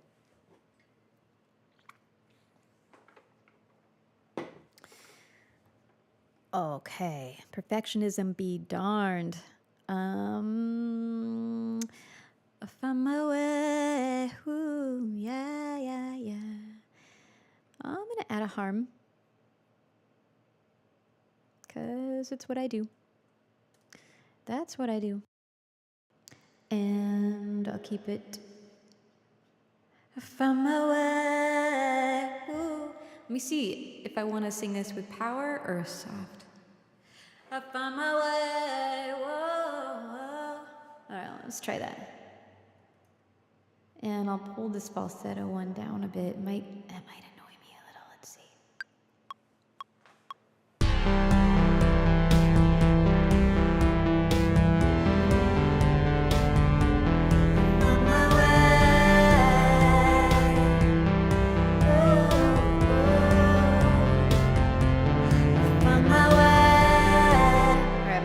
Sorry, where am I peaking? Is it might be my current voice. I'm gonna go softer. And I'm gonna pull this up a little so I can hear it better.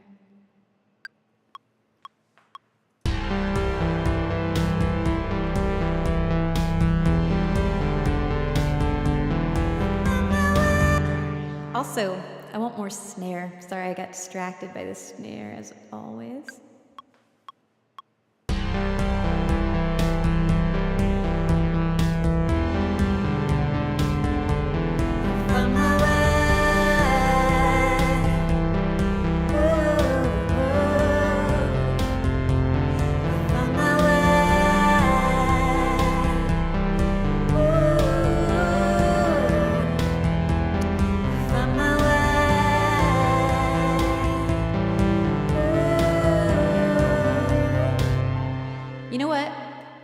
I'm staring at two gorgeous cardinals. I got distracted, and I can't remember how I did that second bar. Let's try it again.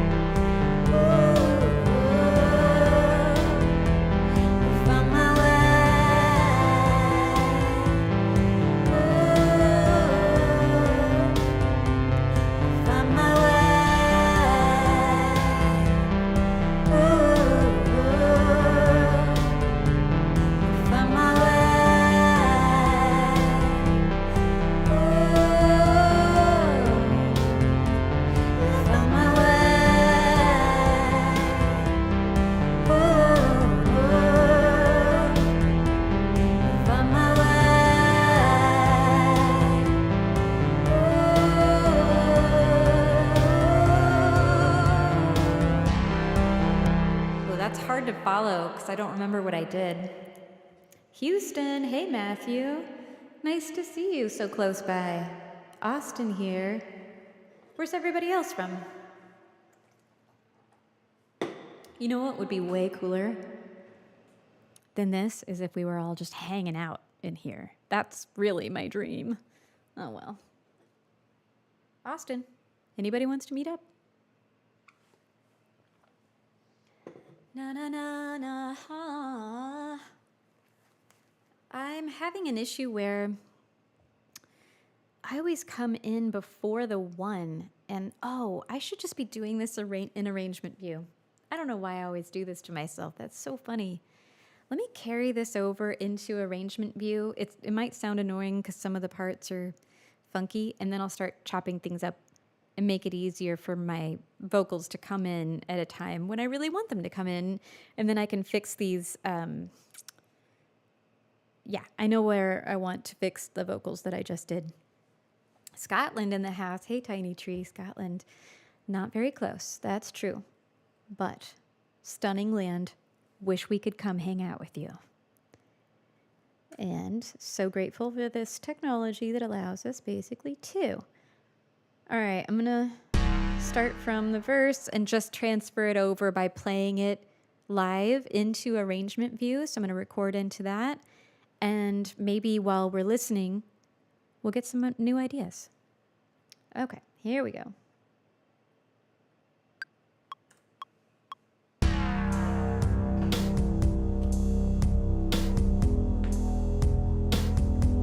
It happens all the time when I'm not there. I put myself on the line. Ah, na, na, na, la, la, la, la, na, na.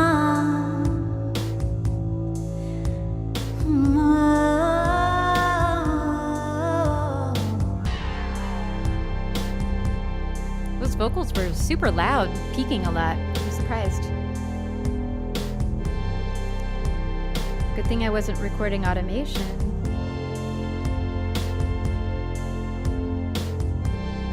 I'm just gonna let this play out a little.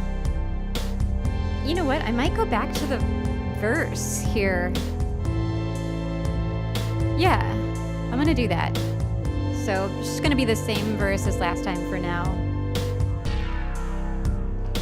Oh, I'll fix that timing where the vocals will come in immediately now. Happens all the time. And I'll change the lyrics. When I'm not there, I put myself on the line. Ah, na, na, na, la, la, la, la, na, na.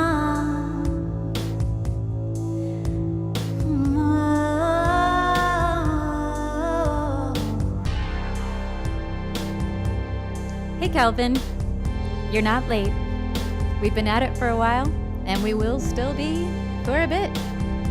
Welcome. Good to see you. All right, this is gonna go crazy.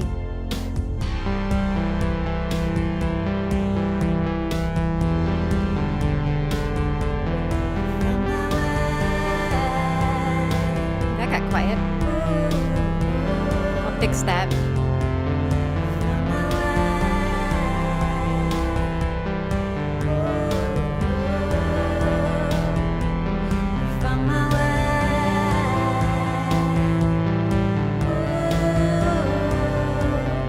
These vocals so that they're this set of vocals here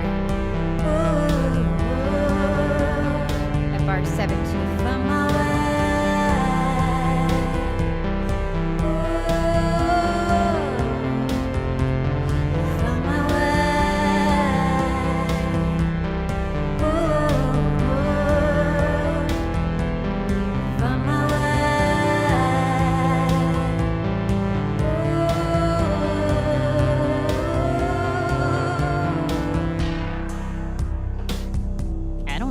Back to the verse.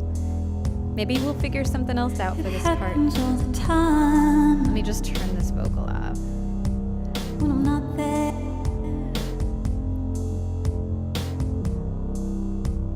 So the point of this is to just get everything into arrangement view so that now I can sing how I want to sing over everything.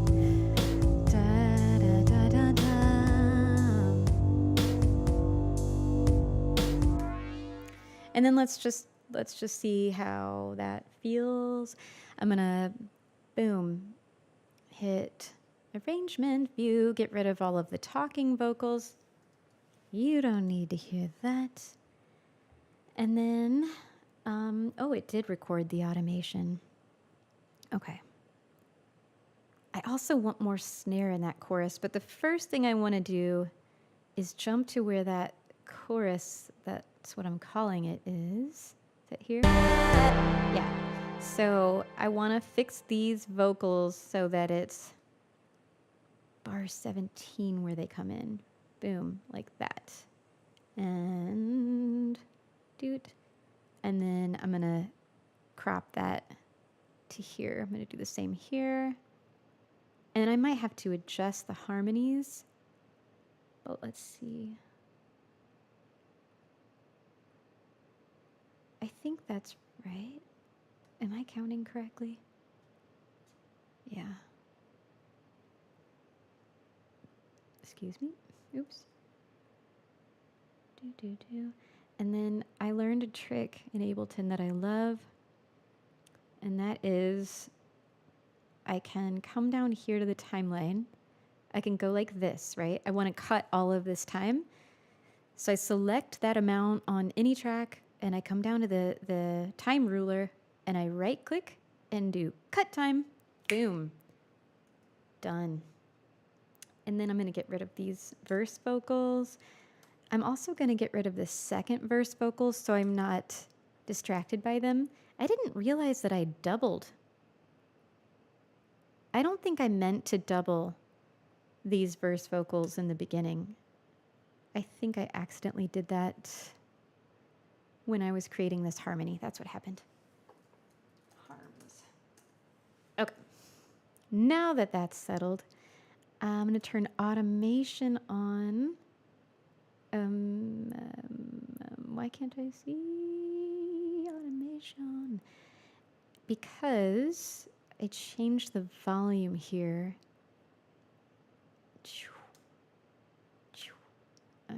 There. I feel like it was so loud at first. In fact, I'm going to throw a glue compressor onto the master to save your guys' ears and mine. And mine too. And just go like negative something. 6-ish. Okay. Just in case something peaks like crazy. And then I'm going to pull this negative 9.7 over. Yeah. Oops. I think I just did a bad thing. Get rid of all of these. This was me playing with the knobs while the record was enabled. Okay. Let's see. Get rid of that. Yeah, maybe. All right. Yes, Jason, you're paying attention. I'm so proud of you. I started with the bass, going backwards from my typical flow.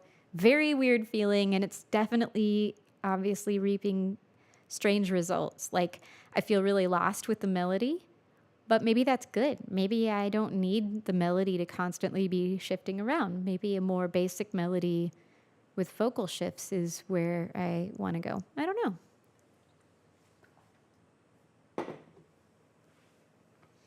Oh, stretch.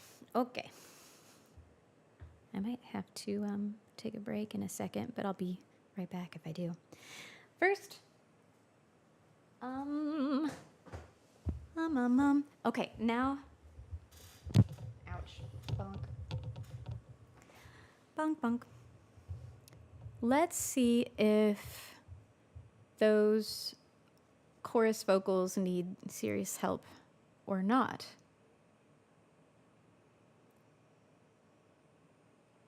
Dance Before 9 says, I'm about to get more consistent with my posting and streaming because the past year or so it hasn't been consistent at all. But on Wednesday and Sunday, I'll be live streaming. Awesome. Yes. What time on Sundays? That way we can avoid each other. Good luck. Yes, it's hard. It's really hard to stay consistent. There's so many other things that are grabbing for our attention, necessary, all those things. But I'm finding that, like, I wasn't really feeling up to streaming today. And so I was really eager to devote myself to it because I thought those are the days when it's really important, right, to show up. So do it. Just set the time and say, that's it. I'm doing it no matter what. And I think over time, it's going to get a lot easier and things are going to flow more when your subconscious knows, this is the time for me to get really active. You know? That's what I think. Let's see what happens. Good luck. I also have not in the past year been consistent with anything, but I've got a pretty good excuse to. I don't know. We all do. Okay. What do these sound like? I'm going to do a little lead in. Oh, yeah. And I can, since now I'm out of silly arrangement view. Oh, did I crop? I didn't want to crop the clip like that. No. Did I crop the clip? Oh, Lord. Oh, good. I didn't. Oh. Okay. How do I want to fix this? I might have to line this up manually. I don't mean to shift it like that.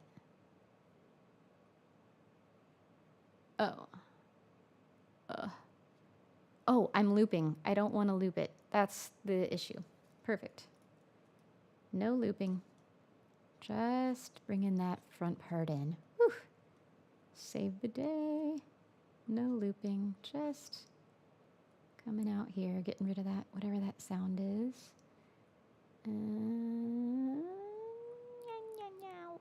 Oh, no. Oh. I had muted. Oh. Right. Find my way.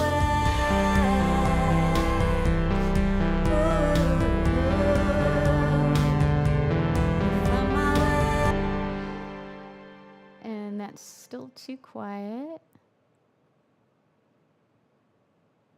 I think I'm kind of like, I'm sensing an embarrassment of my falsetto. I don't know why. Find my way. That's a very silly thing. Why would I be embarrassed of my falsetto? Find my way. Find my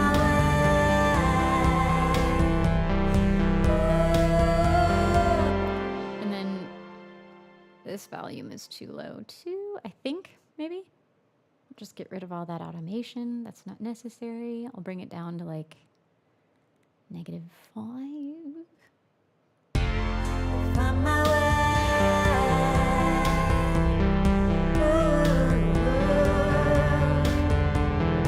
Find my way. I feel like I need to be screaming this or something. That sounds fun. Find my way. Yeah, I think it needs more power. I'm not sure if I have it to give today, but I like the idea. Find my way.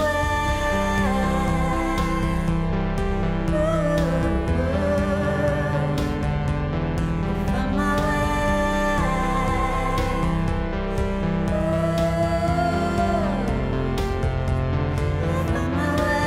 Oh, I gotta fix that. What did I say?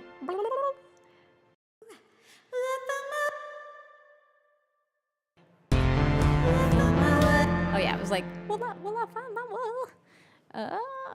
Let me just cut that and we'll replace that. You know what I don't know how to do yet is maybe I should learn how to do a take in an existing track. Does anyone know? No worries. If not, I'm just going to duplicate this. That's what I typically do.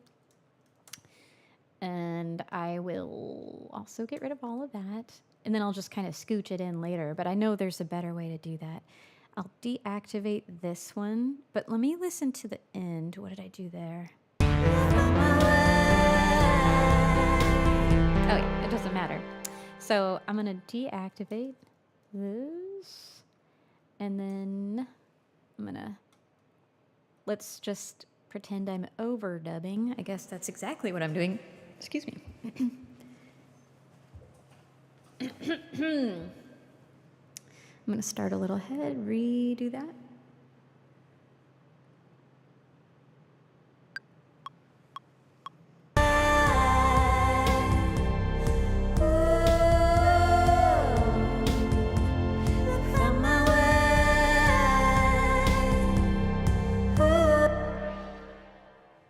I think I did that right.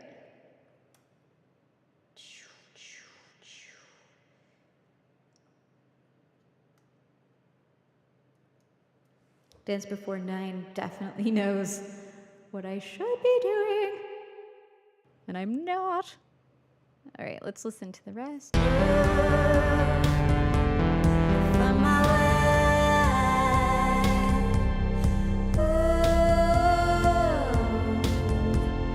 Find my way.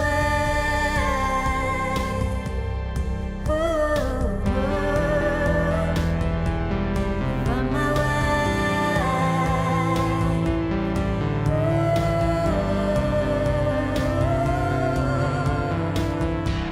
All right, I went all crazy at the end there. I don't like that at all. I'll just redo these two.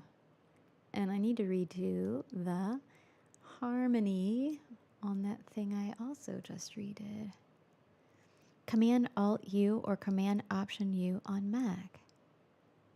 Oh. Command-Option-U.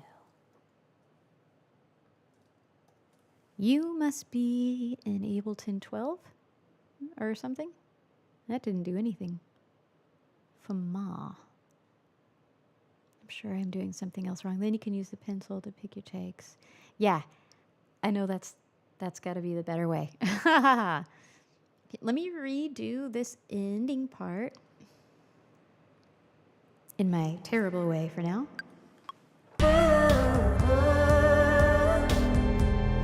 Find my way.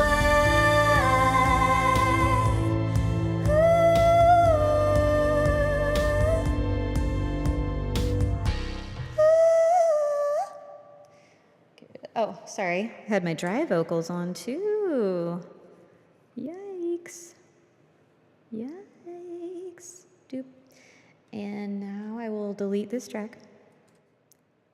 And plus you can do launch. Yeah. Launch in and out if you want to. Yeah. I'm still in Ableton 11. It's such a bummer, I know.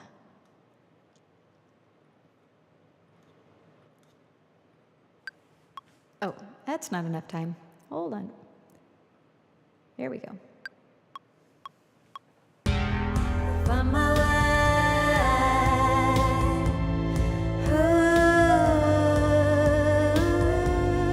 Wait.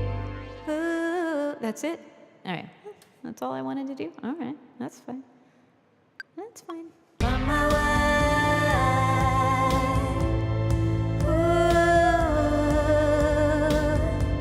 That didn't sound good at all. That sound wave looked really weird. Oh, yikes. I gotta stop arming this track.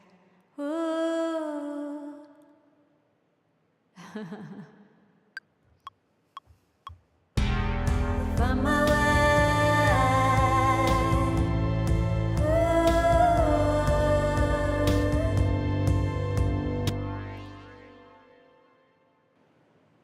Case in point, this is the reason I should be using takes, eh? Haha, saves time. Okay. Well, there's a thing that has been done. That's been done. Yeah. Where are we in space and in time? I need a second verse. I might even, you know what I might do? I might kind of evolve the vocals throughout the song so that that's the thing that really feels like it's pushing the song forward rather than so much the other instrumentation. That sounds fun. Let me see. It could be weird. You never know.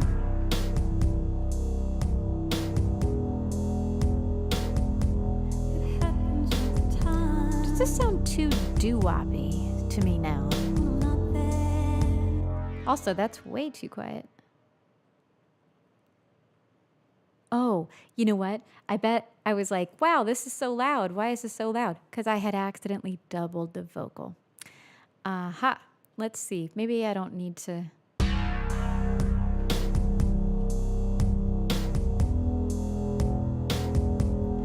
happens all the time. Yeah. fact, I want them louder. That's funny. And also, what's going on with this?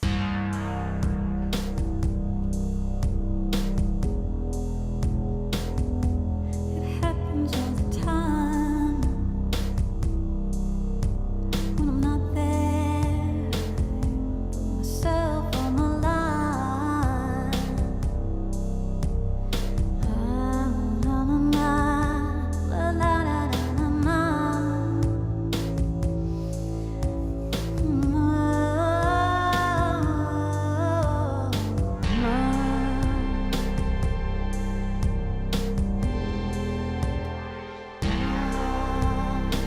Yeah, I think from session view, I needed to carry that over.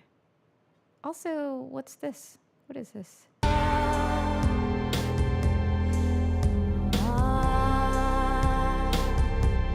I don't think I want any vocals there, so I'll get rid of that.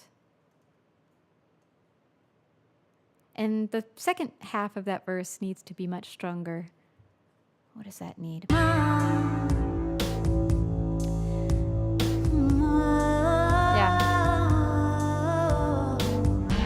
I think with words, when they come, that'll get much better.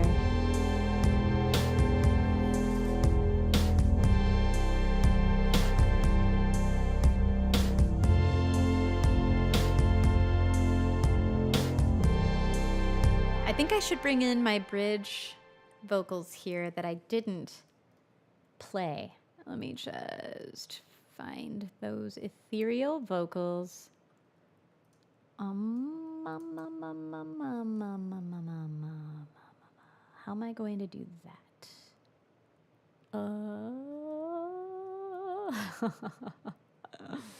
Why do I always make this hard on myself by doing it in session view and not arrangement view? Such a habit. Electronic music production habit, I think, of mine. And then I forget that I'm like a songwriter.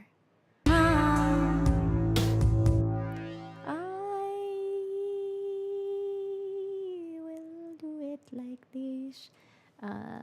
Copy folks 1, folks 1. Where is that? Flourish. Here it is. I think it should start right there. Is this true? What has happened? What happened? I also need to start adding markers, so let me just add this locator. Bridge. And I think that's where I want it. Here. I should probably, this is my group. Let me rename this to group. And throw it there. That's where it goes. But I think I only wanted the latter half of these. Is that right? Let me just throw them in and see what happens.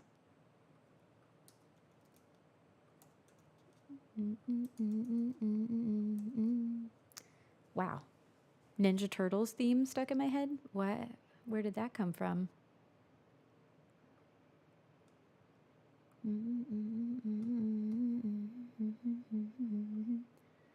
Let's see what happens with this. These are way off. Fun. Okay. Okay. I'm going to start. Oh, that's not where. Why did I put them there? Oh, right. Yes. Excuse me. Oh, crap. Huh. Oh.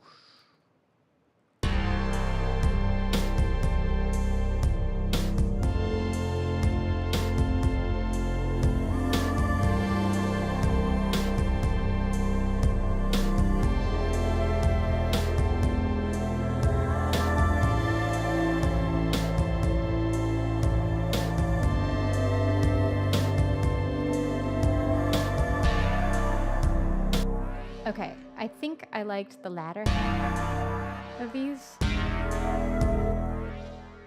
I'm just gonna cut them down the middle and then readjust them. Do. And then add the time to the beginning again. Wait. Ish, do I want you to come in right away? I'm not sure that I do. I'm really not sure that I do.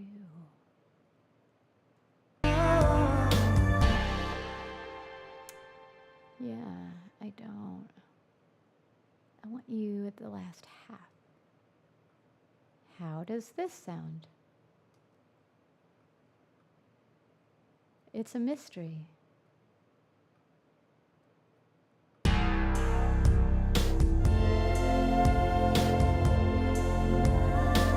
Yeah, I want it there, I think.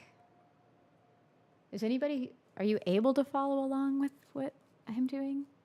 It's probably rather mysterious at this point. But are you having fun is the real question. All right. Let's re-listen and see what's going on.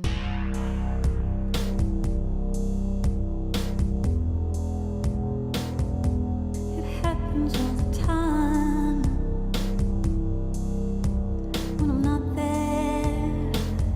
Put myself on the line. La la la la la la.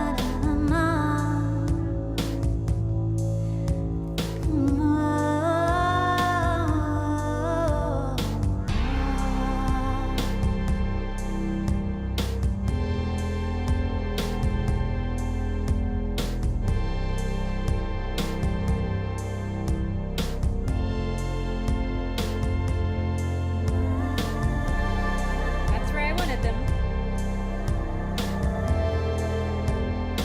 Auto pan. Need to auto pan.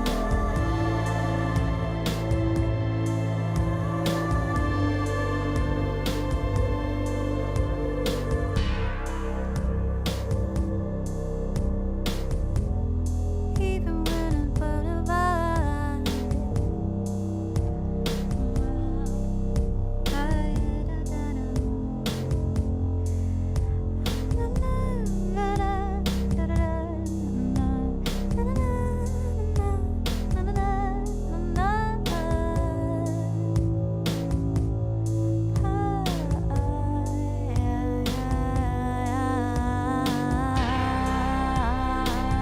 Yeah.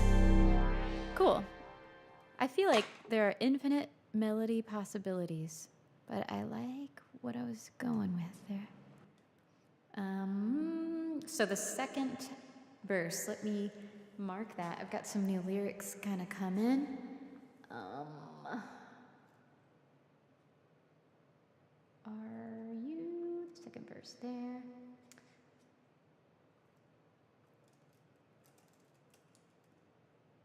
I guess that's given. Bridge verse 2. Excuse me. And then, where's that chorus? Is this the chorus? The chorus vocals look like they're way off. We'll see what happens. Or maybe there was a build before the chorus. I don't remember anymore. Okay.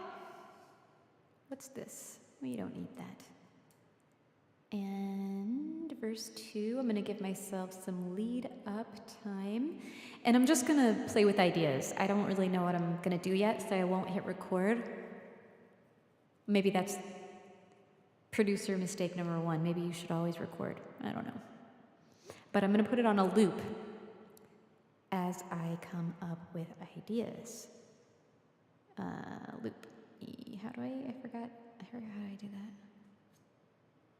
I swore there was a short key, hotkey shortcut for that, but I forgot what it is.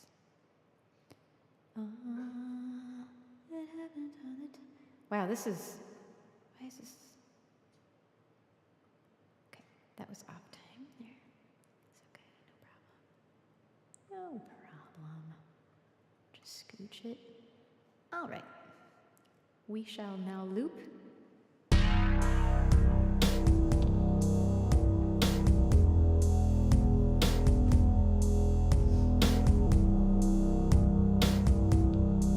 bass is a little off time, eh? That's funny, I didn't realize that until now.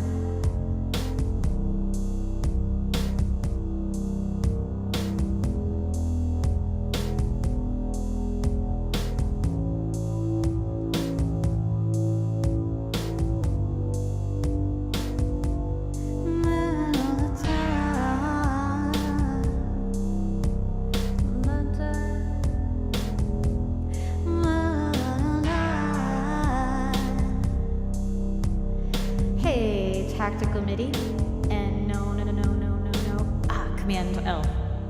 That seems obvious. I don't know why I didn't think of that. Thank you.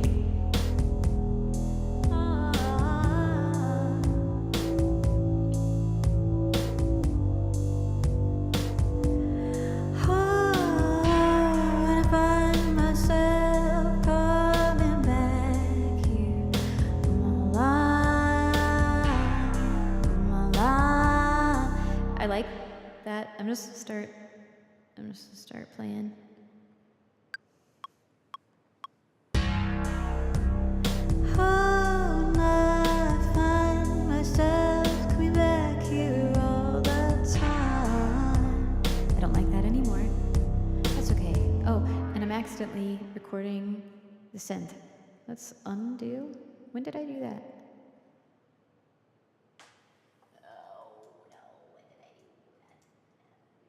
That's just left over from...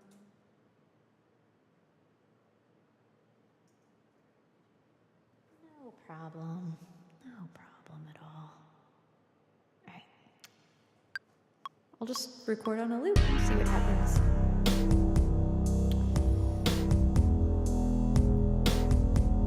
It happens all the time. Oh. Why isn't it looping? It's starting from there. It's overriding my first verse. I want it to start here. You know what? I'm not gonna loop it. I'm not gonna do it. How do I undo?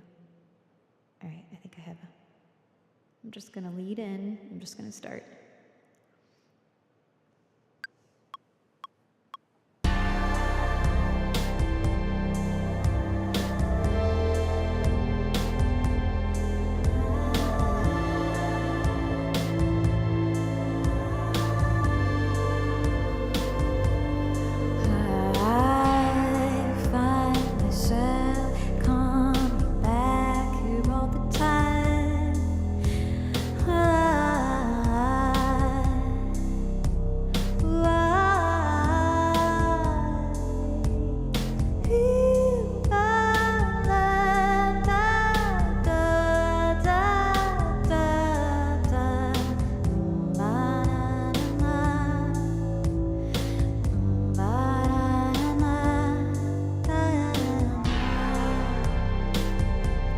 Not great, but I kind of like the idea.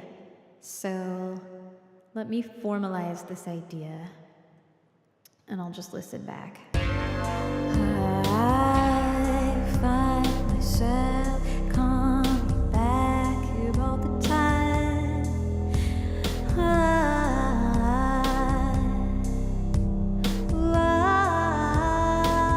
Okay, I liked everything. I didn't like anything until done. So I might just keep this part.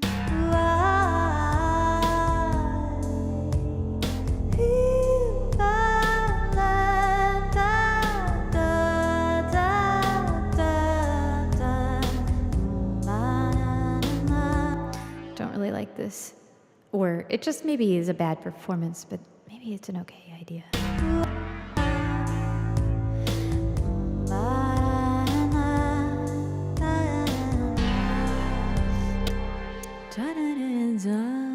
I don't mind that. It's kind of fun.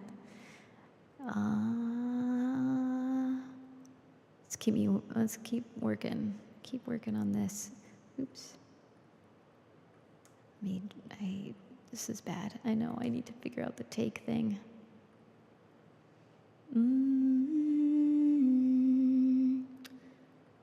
It happens all the time.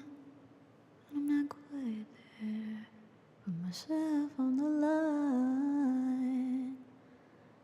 I will find it.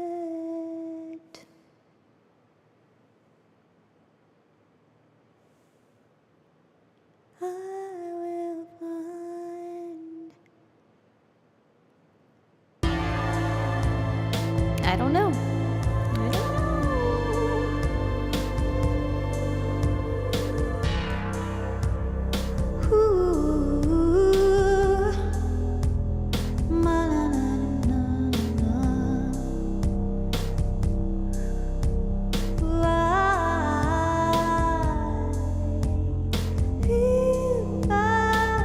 Kind of like, I lost my inspiration. I'm gonna listen to the first again and see if somehow maybe as the song progresses I feel it again. And I need to stop doubling my vocals. I was doing that again. And yeah, here we go.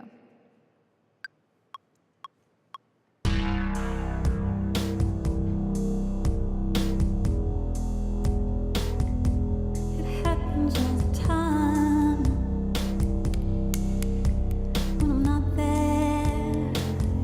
Put myself on the line. La la la la la la.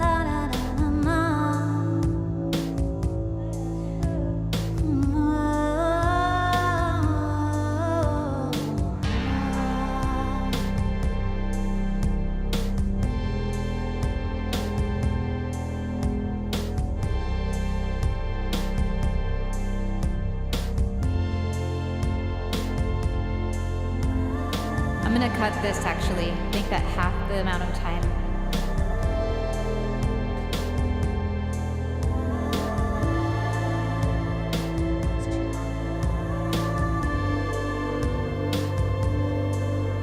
Oh, I am feeling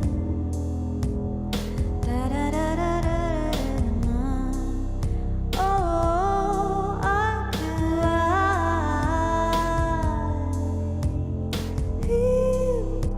Oh, I'm feeling down. I'm gonna deactivate this clip and play with this new idea. Oh, and I'm also gonna cut that bridge now. I don't like it. And those, I just don't know that those ethereal vocals are required. Oh no. You're no longer required for service. Cut. Have you guys ever seen a quick meander talk? Because it's fun. Have you ever seen that video of Picasso painting and then, yeah, his process painting? Oh my God. Or I think it's actually him sketching for a very long time.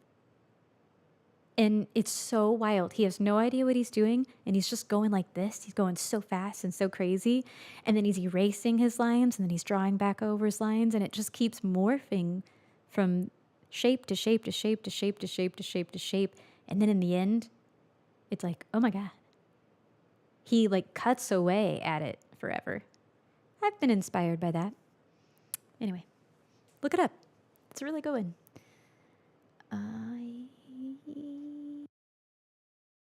Hiya. Did I cut that time? Yeah. Okay. Ethereal vocals. I'm gonna delete all of those little.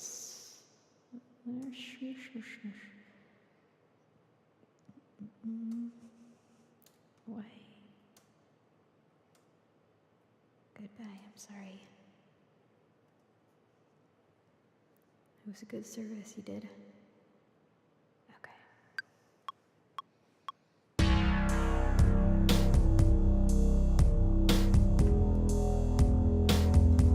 It happens all the time when I'm not there. Put myself on the line. La la la la la la.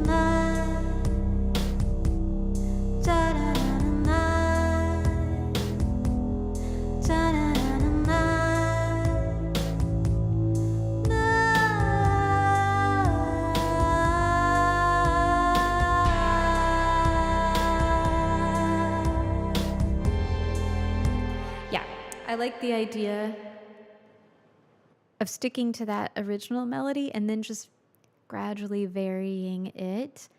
I think when the words come, that will flesh itself out well, but I like that much better than what I was doing. I'm going to move that up and just make sure I do it in perfect time. There we go. Okay. I'll just call this overdub. Hey, Singe7, how's it going? I like your pink hand.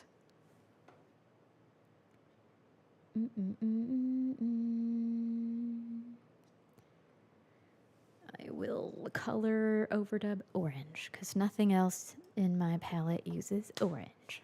All right. I have to use the restroom. I'm so sorry. I am going to mute myself, play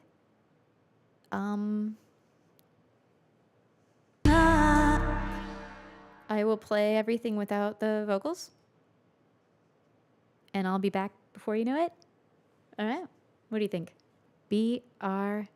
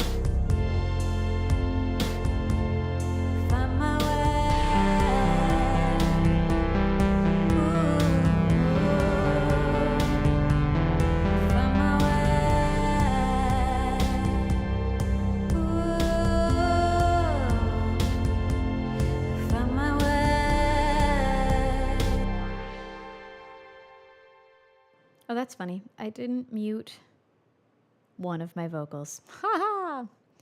The harms. That's okay. Sneak peek.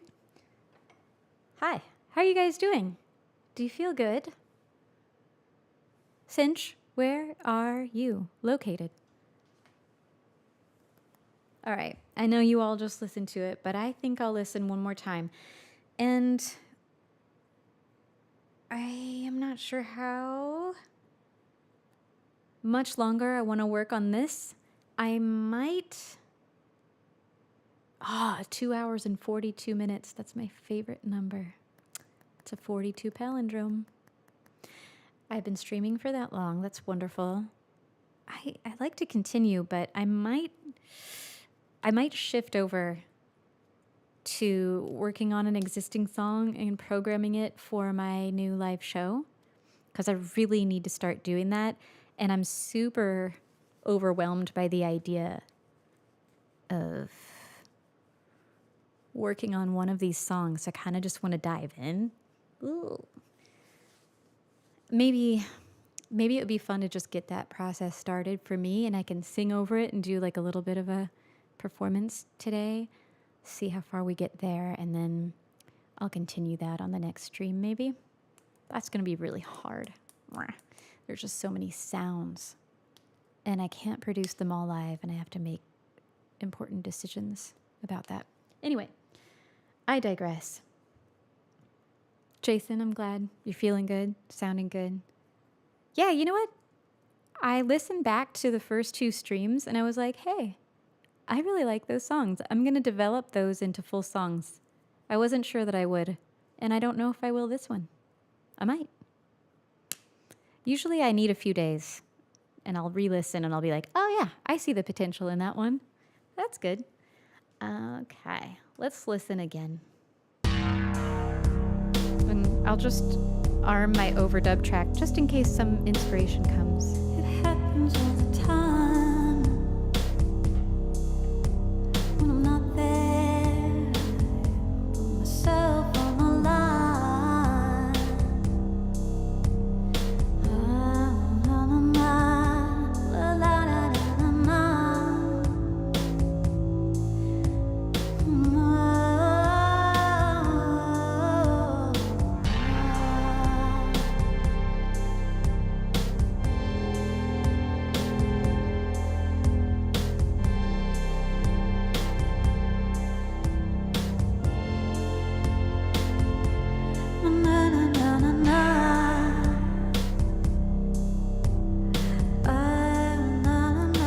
I need like an arpeggiator here.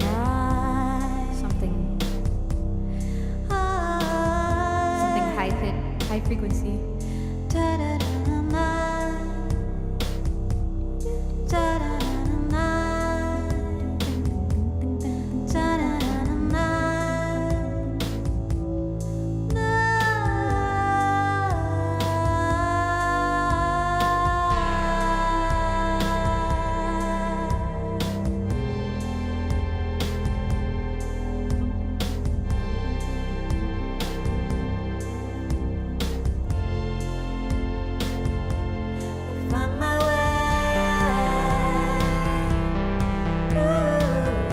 Maybe that arpeggiator fades up and in, helps the build.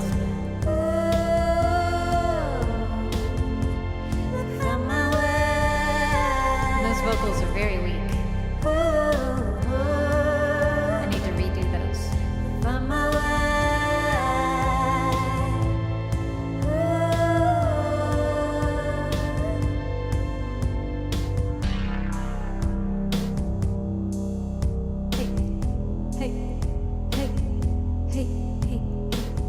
I feel like I need to work with a rapper on this song.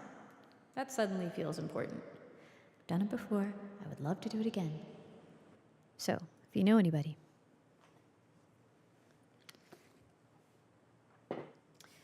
Yeah, and the beat feels so doo-woppy. It's kind of driving me crazy. I feel like the inspiration in this moment for this song, for me, is coming to an end, which is okay. I feel like I've done a good job carrying the idea through. Maybe I set it aside, come back to it later. I'm sure my subconscious will come up with all sorts of new ideas. Yeah, that's how I feel. Okay, ooh, this next task is a daunting. I also don't know what will happen. I forgot to, let me do some quick ChatGPT research to make sure I'm not going to accidentally shut down my stream if I start singing my own song because it's copywritten. Oh, this is an official artist YouTube channel, so probably it knows. But I don't want to, I feel like Tim, my friend Tim, has done that, and that's been an issue. No, that's not true. He uses his own music all the time. Let's see.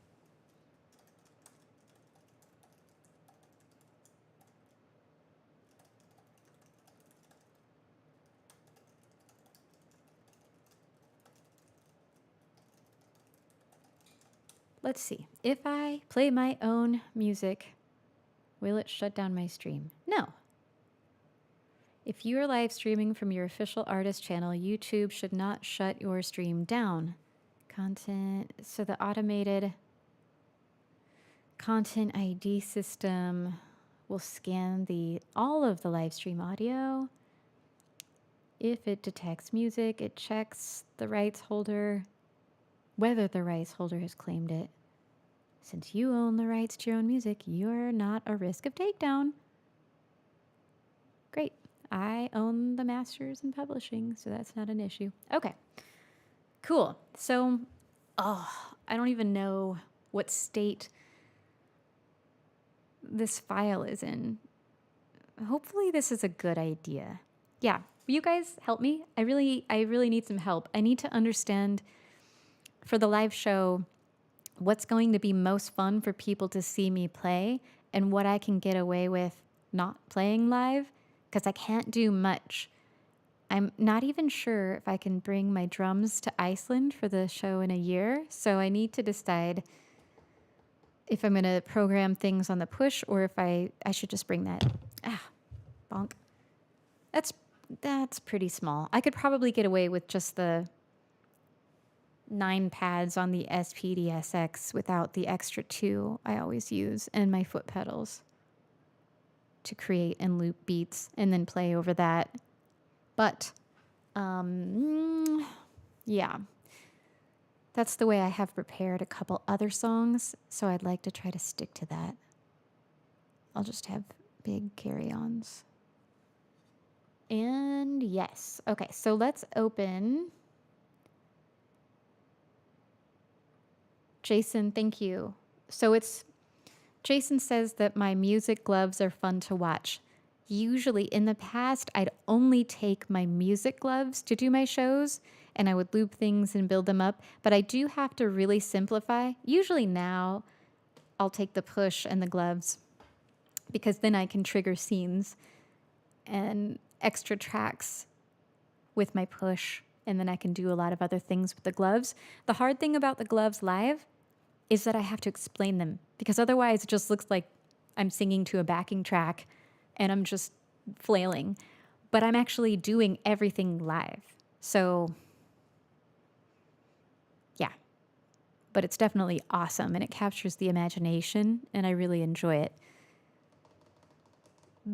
I guess the main question is, can I get away with just triggering the beat in the background? I feel like I'm cheating. But I also know that it's not really about that. It's not like an ego thing where I'm like, ooh, I can do all of the things. It's what's the best performance for people? When I'm wearing the gloves and I'm out there kind of interacting more with people is probably the better performance and more fun. I don't know. I haven't decided. And Tiny Tree is asking, what is a music glove? This is a music glove. I have 2 of them. And in my last live stream, I did a lot of work with them and I went through how they work.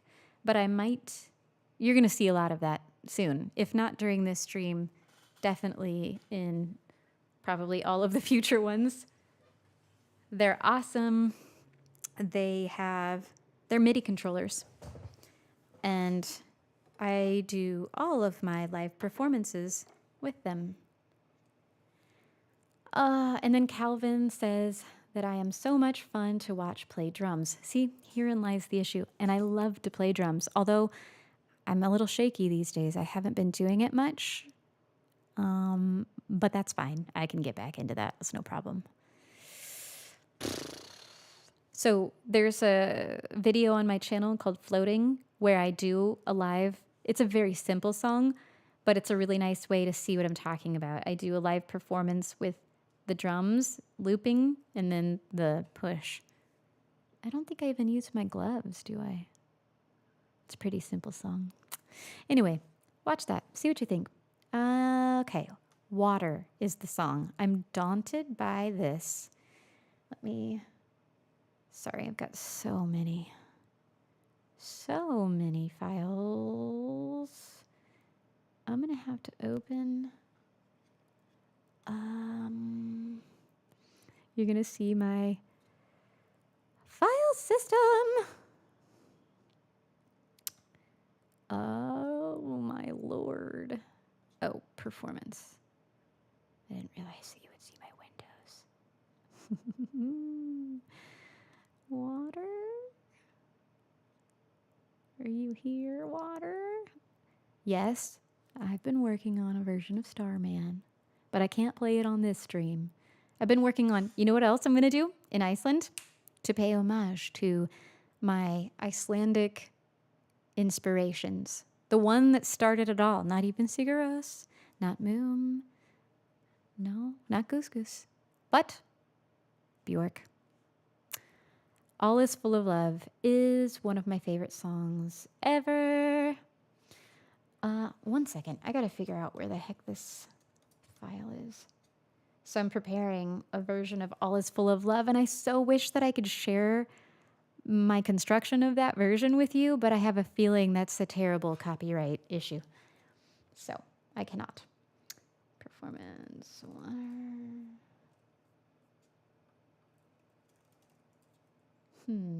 Where do I put things? Oh, there it is. Or is it?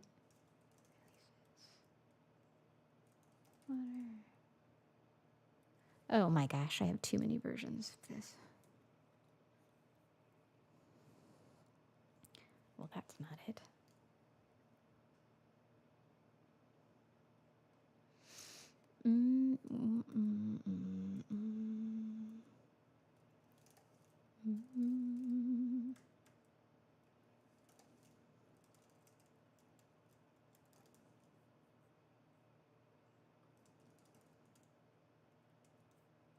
I get lost in the...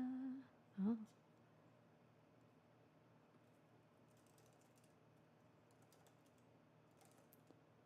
Oh my gosh, where was that? I just saw it. All right, something I must do immediately is organize my computer.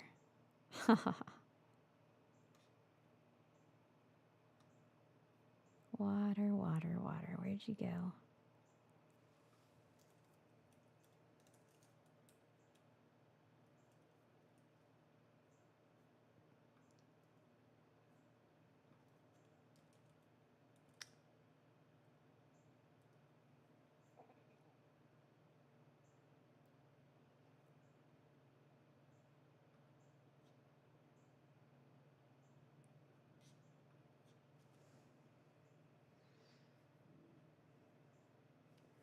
Calvin says, maybe trade off. Okay, I'm sorry, I don't know this name. Elohim? Dances to pre-programmed stuff, but she also plays things live. She hops in and out pretty seamlessly. LP Giopi? Oh, I'm so sorry if I don't know these people. I feel silly. Does the same thing, playing and stepping out. Also so fun. Bjork, talking about creatures, is one of my favorite videos on the internet. I had Life's Too Good on original vinyl, but lost it in a move. Oh, that's painful. Yes. Well, you know, I'm just so used to having a band, right? And like being able to do everything live. So that's always been really important to me. I enjoy that a lot. But you're right. Like Christine and the Queens, one of my favorite performers of all time, doesn't even need, like, I think when they started, they just were using a computer, playing the tracks, and Christine was dancing on the stage. That was it. That's incredible. I'm not there yet. I'll get there eventually. I need to beef up my performance abilities. But yeah, it's just, you know, especially because a lot of my stuff is really down tempo, calm. I want to make sure, that it's a fun show, fun, engaging performance for people. Wow, I'm having such a hard time, I swear. I just saw it. I think I just found the original demo. Oh, there it is. For Water. That's cool. Okay, Water live. Apparently months ago, I prepared...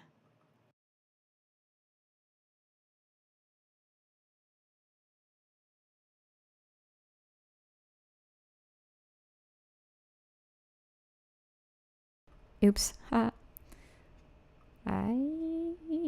forgot I was closing Ableton for a second.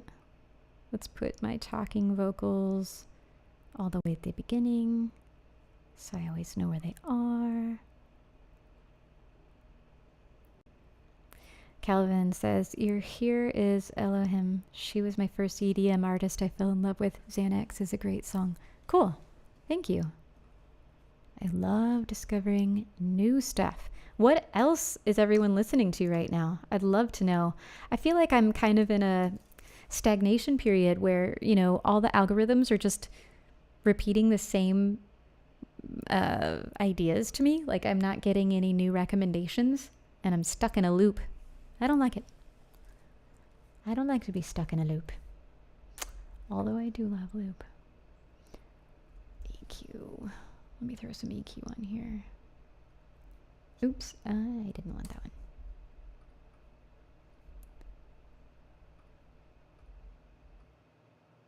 Get some nasty noise off of there. Okay.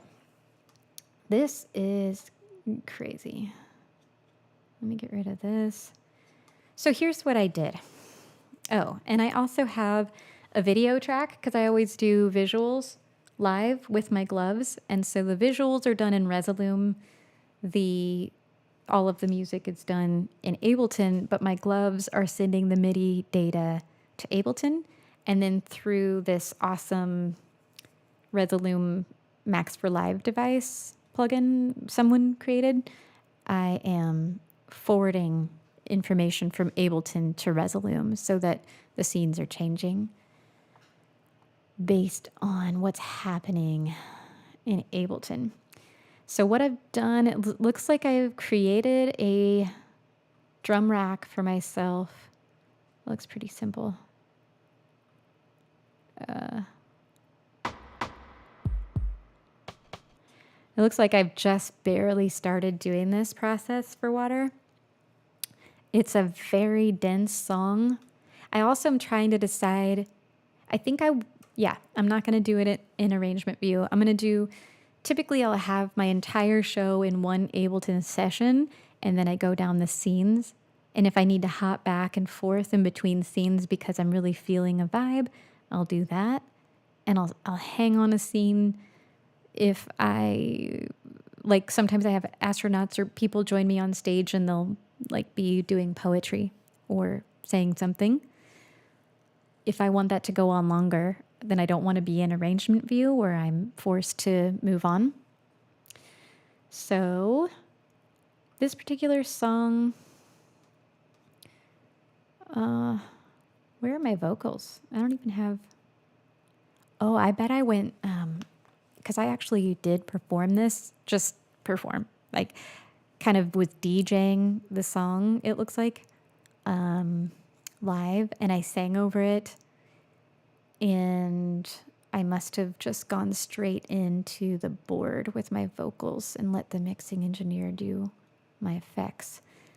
But with this song, I definitely need to use my gloves to create fun effects.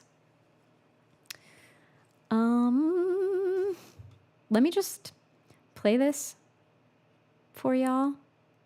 I don't know what state this is in. This might not be ready. Are there drums? Oh, shoot. And I have to change very quickly my outs to go to the master. I had it configured to have all of the outs go through my Scarlett Focusrite to different channels so that the mixing engineer had them all separated properly. But just for today's purpose, oops, he would kill me if he saw me doing this. I'm gonna go out to master because so we can hear. And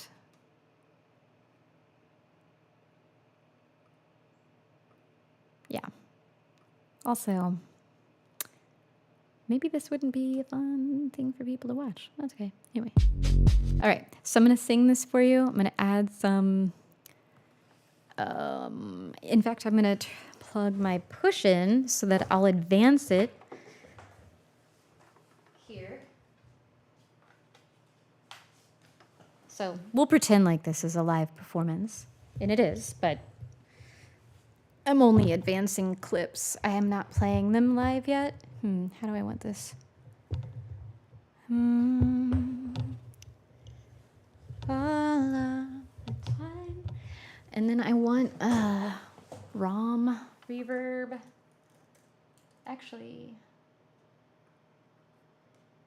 I'm going to bring my trusty audio effect rack. Boop, boop. And a little saturator. Hello. Oh, no. Too much. Too much. I'm going to bring it down like this. And I need the EQ on the end, maybe.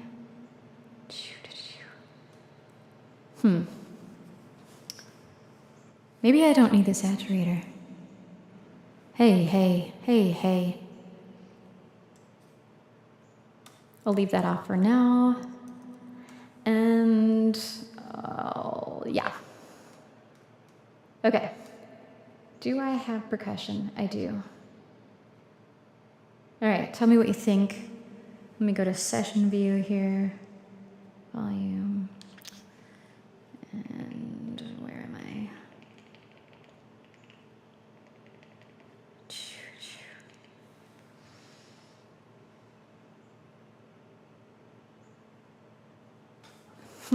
Tiny Tree says, a bit delayed on the answer, but I'm listening to a lot of pop punk heavy stuff since I tend to write and play depressing piano pieces. LOL. I like to bounce it out.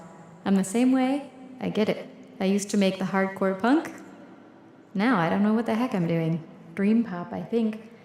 I'd love to hear your piano pieces.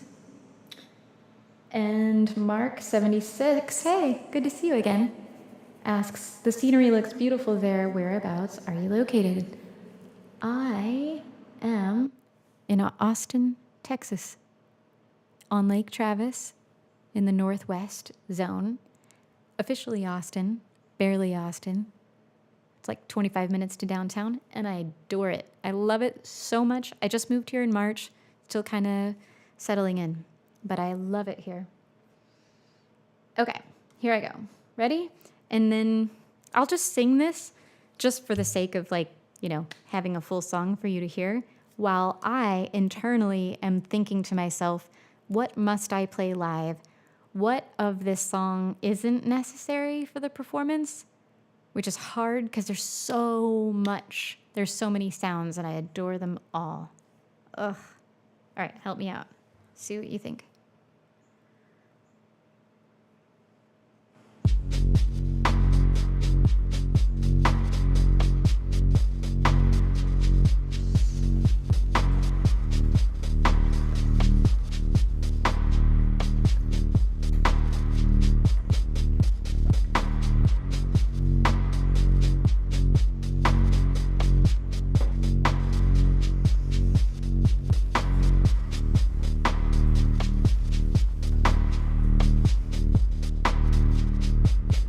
All of the time, walking all around it, might follow some line falling all around what's undefined.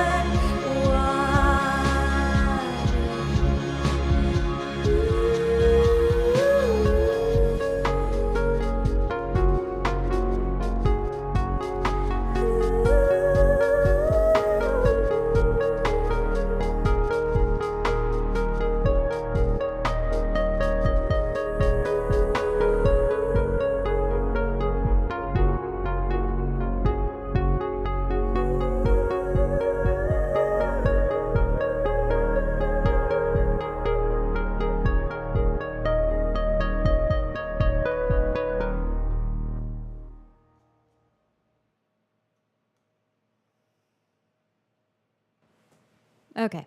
Sorry, that was peaking a lot, and I kept trying to find what was peaking. It was mixed for a different system. Hopefully that didn't distort too much. Okay, so, yeah, where to begin?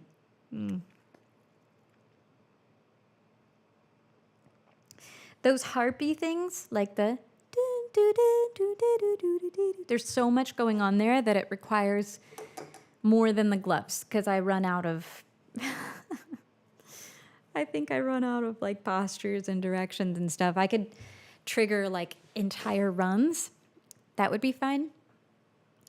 But if I wanted to play all that live, it would have to be on the keyboard, and I keep thinking that's probably not necessary. I can probably just have that as part of the scenes that I'm triggering with my push. Of course, there's the...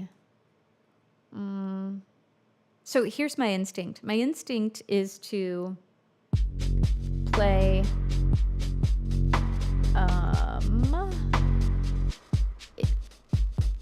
play this really simple beat.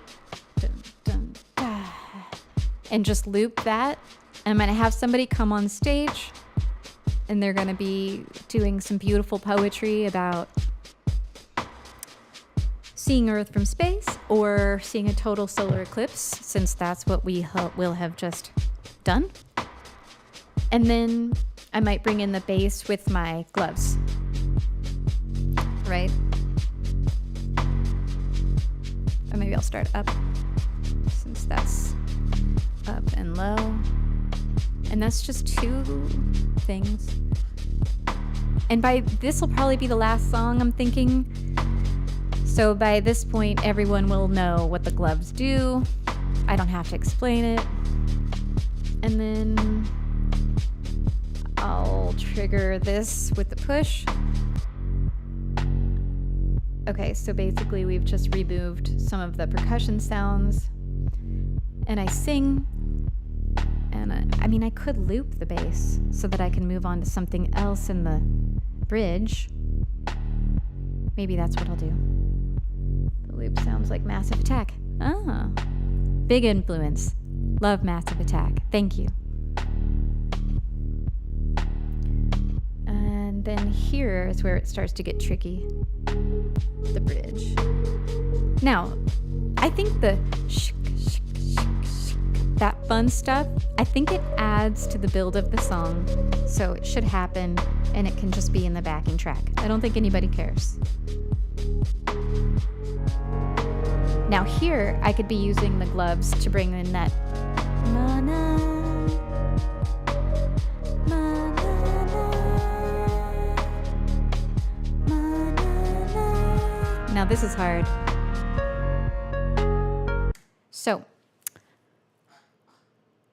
that actually is not bad. So I'll play the beat, I'll loop it. Someone will be doing poetry, so there's time to kind of get into the flow with that. And then that's looped. Then I bring in the bass with my gloves. And then I loop that. I'll do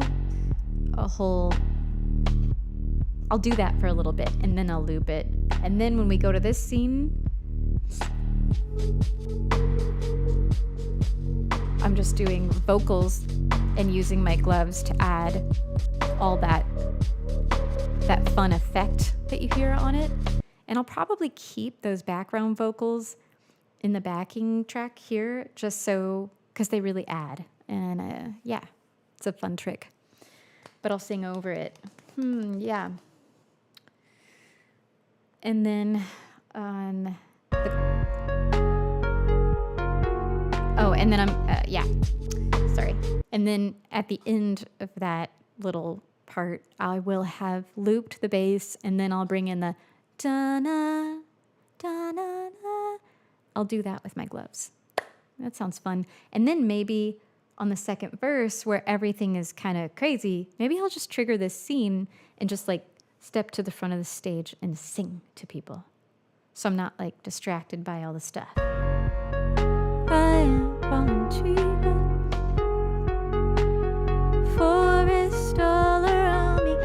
because the only new thing here is that harp. Otherwise, it's just all the same stuff. And I'm not going to play the harp live. Yeah. I could. It's just kind of a bunch of delay on some simple notes, maybe. No. I'm going to keep it simple enough. I'm going to do that. What do you think? Good idea? Can you even follow what I'm talking about in my brain? Whee! Yeah. Should I just start doing that? I gotta start sometime. You know what I'm saying? All right. So I will show you how I do this. Usually I will... Oh my gosh, I'm so sorry. I had no idea. I wasn't looking at my monitor. I did not realize they had a giant plug-in window over my face this whole time. That is so funny. I'm sorry. I'll get better at this eventually. It's my third time. We'll get there.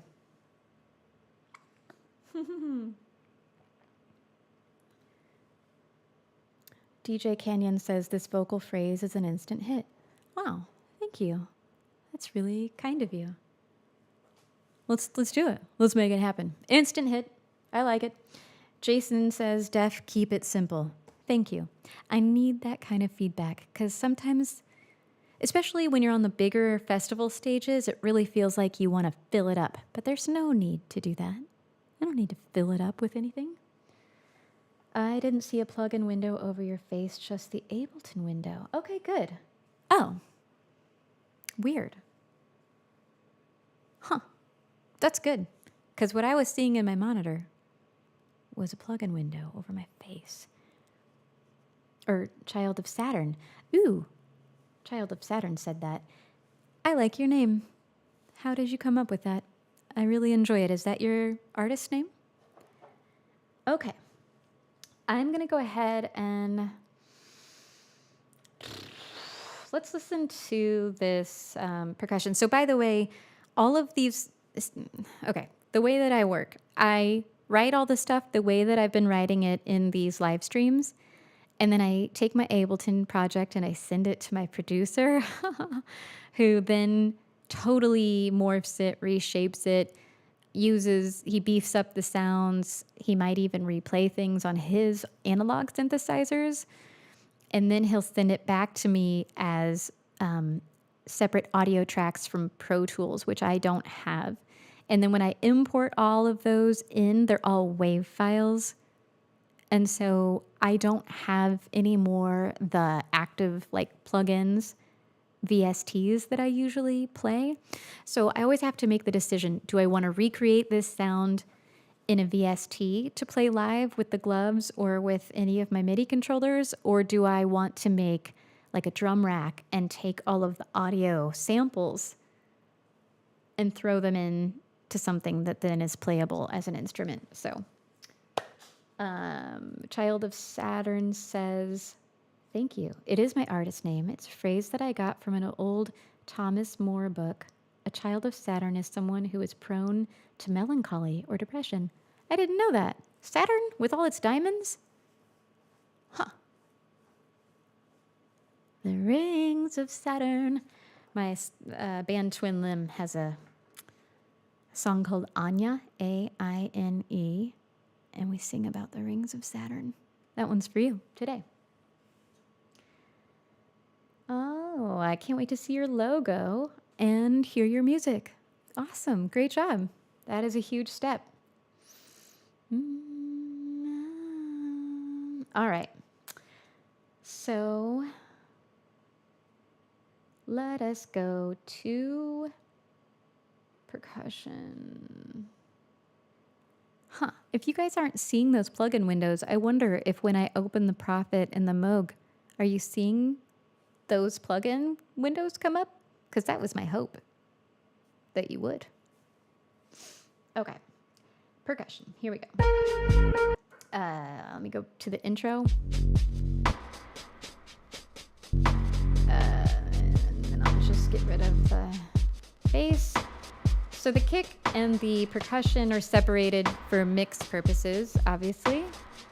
And the kick is nicely separated, so that'll be easy to put into a drum rack. Excuse me. Let's see what the percussion sounds like.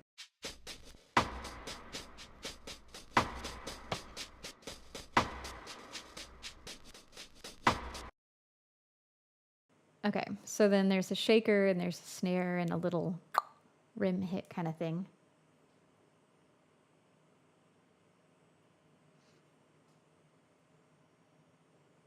Oh, wow. Calvin Dillon is an English teacher, and he says that one of his favorite adjectives is saturnine. Does that mean like depressive? Depressed? I've never heard that. Teach me words. I'm only seeing Ableton, no plugin windows. I'm watching from YouTube. Yeah, YouTube's the only place I'm going. So that's interesting because in OBS it's showing me the plugin windows and I have it selected to show the plugin windows, but that's clearly not happening. You know what? To make sure, let me just drag the Moog over the VST and I'm going to test this to be totally sure. Okay, I'm going to open this window and it's, oh, you know what? It's because it was open on a different screen. I understand now.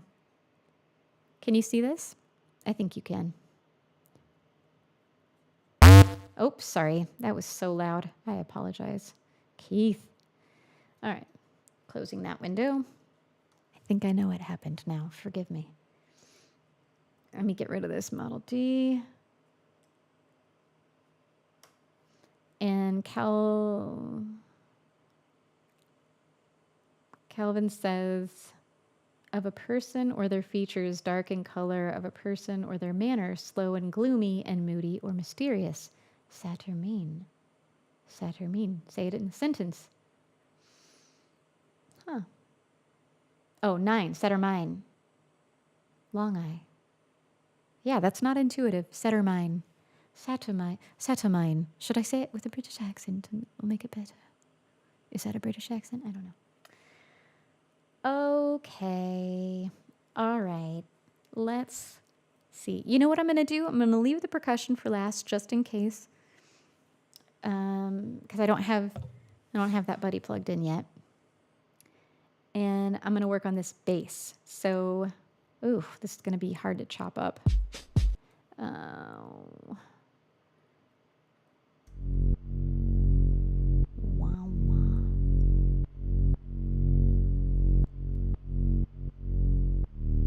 Oh, wow. There's a lot of movement in that. I forgot.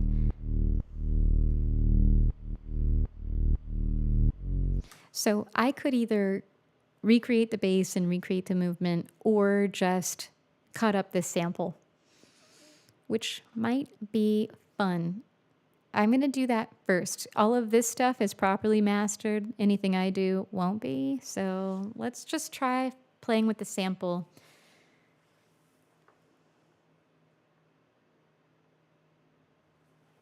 And Child of Saturn, yes. These are the DT770 headphones. DT770 Pro 250 OHM. Yeah, I really love these. Although I've been told that even though I'm hearing a lot of S sounds that are frustrating, I don't need to de-S so much because it's really the headphones that are doing that. I don't know if that's true. And yes, a compressor would definitely manage the movement. I'm trying to decide because I'm terrible at sound design, especially with bass, but I could get there. But let me see what this feels like. So this will also just be a fun way to show you the gloves. I'm gonna chop up these samples and just create a drum rack for each note that needs to be played. And then I will assign that to a posture and a direction on my gloves so that that sample is only played when I'm doing a particular thing. So let's start by, yeah, I think a drum rack is the way to go. Let me create a drum rack next to the bass here. Rename. Bass. and we'll call it bass live, and then I will change its color a little bit.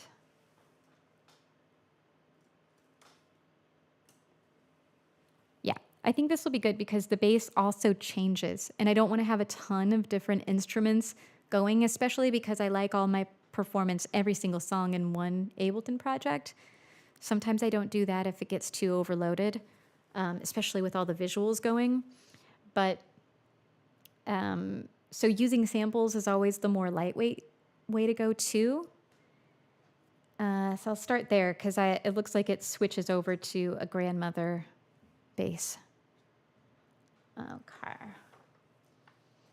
So now that I have I don't have a drum rack. Let me get a drum rack.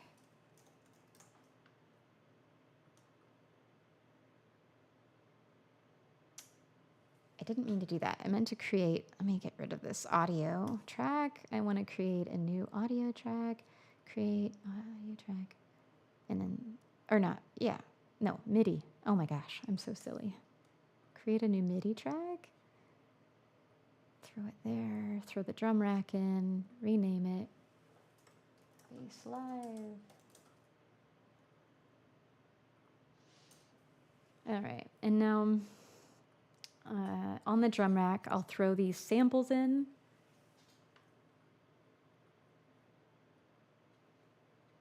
And now I'm gonna squish it down to where I need it to go. So it's basically just gonna be, as long as I'm gonna create a toggle where if I am pulling that note out of the air, as long as I'm making that posture, it's just going. I probably won't loop it. Maybe I will. Yeah. You'll see what I'm talking about in a second.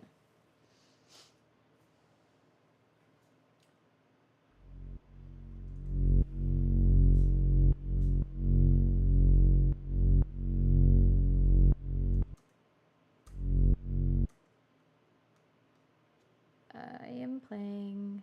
I don't need. Yeah.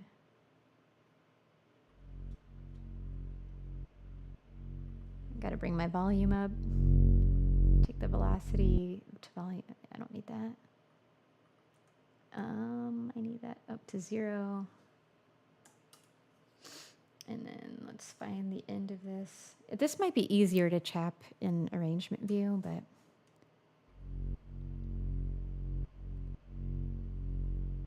wow, I need that way louder.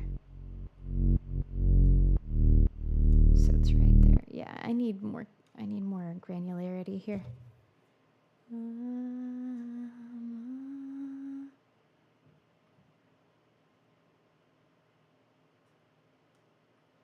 don't need a slice. Just, yeah, you know what? I'm gonna throw this in here. Going to arrangement view, I need to make my screen bigger. So it looks like I was messing around with the idea at some point of doing it in arrangement view, but I decided against that. Oops, cancel.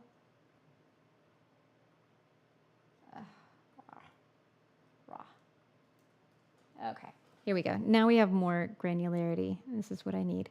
So I'm gonna go all the way only to, actually, I'm just gonna duplicate this, put it over there so that I can cut this up, no problem. All right, so let's listen to that first sample.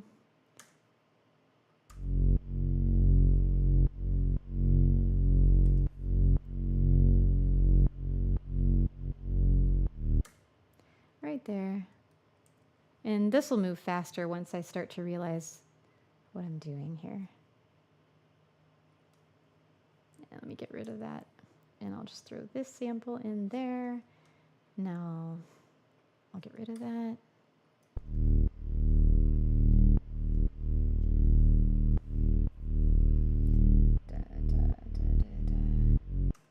Okay. And now I'll throw this one into this slot. And then let me pull the volume way up. And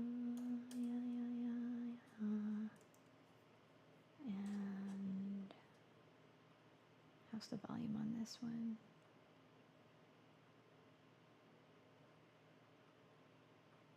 Where did I put it on that one? Let's put it at 10.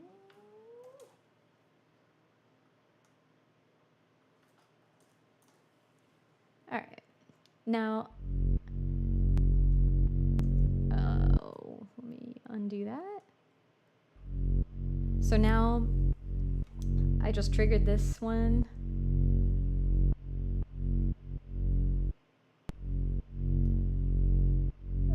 Did I just put the same thing? I did. I thought I put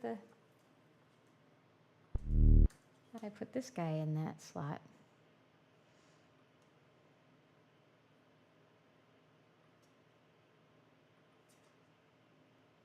Let us try again.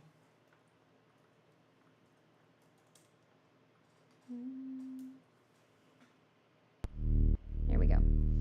And then I'll fade it out a little. Do I want to loop it? Maybe I'll just do classic and loop it. See what it sounds like.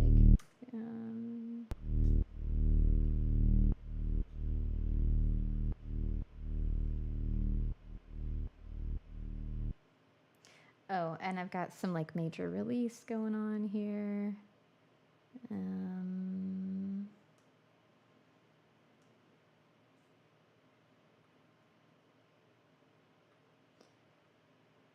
I'll just loop it. Why am I not looping it? Oh, I am looping it.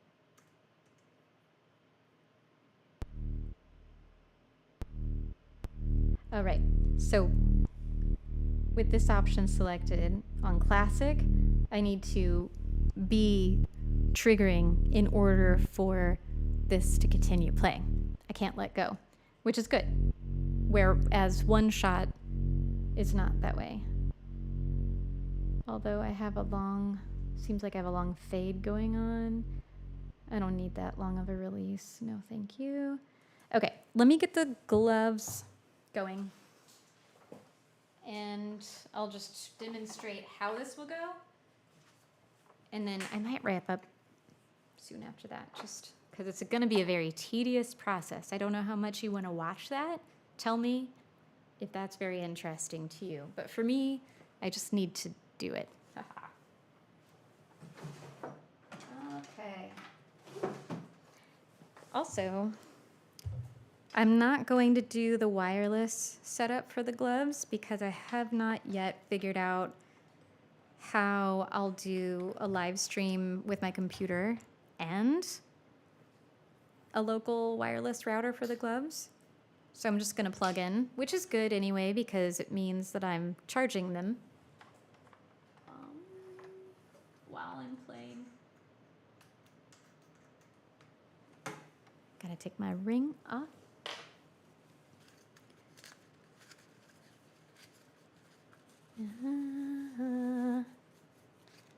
Yes, I had the same problem with the DT770 since it exaggerates the high and low frequencies.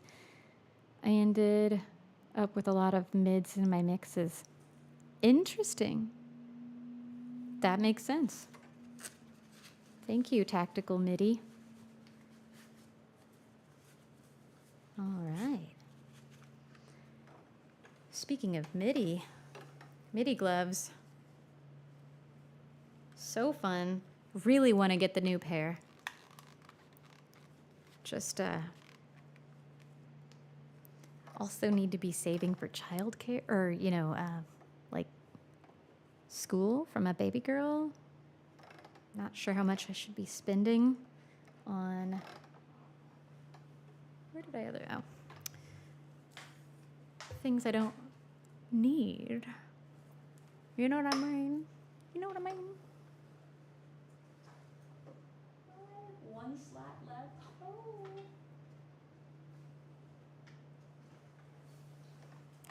I don't usually plug these in, so I usually have far more inputs available. All right. And on. I'm going to switch to OBS in a second to update my view so you can see Glover. Oh, okay.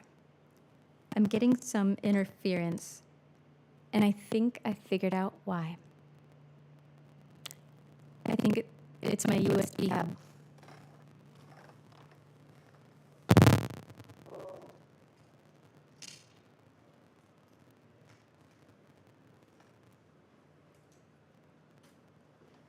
Yeah. Oh boy. You know what? Maybe it's this one. I think I did some research on this because this happened during the first live stream. I had some staticky stuff happening with my vocals, and ChatGPT told me that's probably because you have too many things plugged into your USB hub, and this hub is not powered. That's probably the issue. It's pulling power from my computer to power all the things, and that's bad, clearly. But I don't even see a place for power, so I need to get a new one. Meanwhile,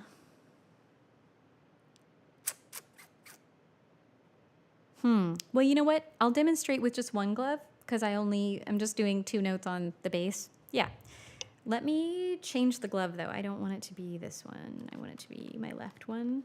For some reason, melody always happens with my left glove and super fun effects happen with my right glove. It's just the way I like to. Oh, hold on. I don't know why I'm telling you to hold on. You don't need to do anything. You just hang out. Thanks, Mark. I'm so glad. Mark 76. It's been really lovely having you. Have a good night. Thank you for sticking around for so long. We're wrapping up anyway, so you're not missing much. Appreciate you. Okay. So we'll just do a little fun with the left glove for now, and then I will make it a priority to get a new USB hub. It's this cool one that my computer sits on that's so convenient and nice, but it needs power. All right. I'm going to open Glover and then pull that over here. And then I'll open OBS and I'll change my setup so you can actually see. Actually, I think I have.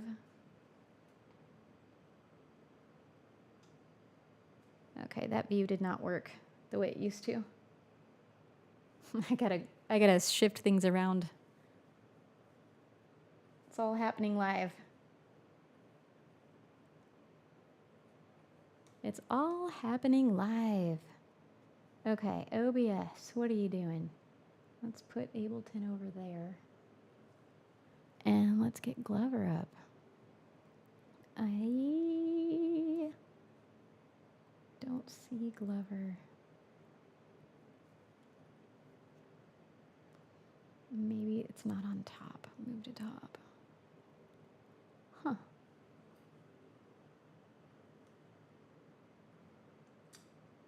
That's strange. It's very strange. Maybe I will make Ableton bigger. Sorry, I'm doing this live. I should have had this set up already. I wasn't planning on using the gloves today, but this is exciting. Making progress. Very grateful. Okay, hang with me. Live show.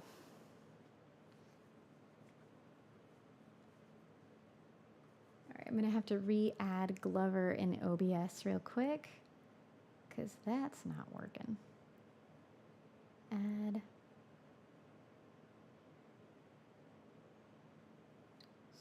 Screen capture.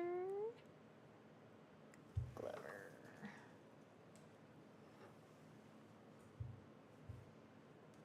I don't know why it's not showing up. I think I just need to recreate it again.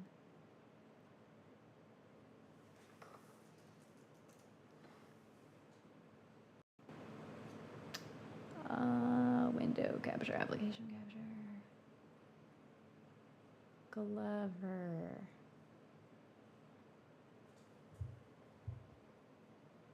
Okay. All right. Here we go. Whee! Let me get rid of this ghost. I have a ghost glover. I don't need that. And now I've got a new glover. And I don't know why it always shows my whole Mac bar. A little funky. All right, I'm doing my best not to be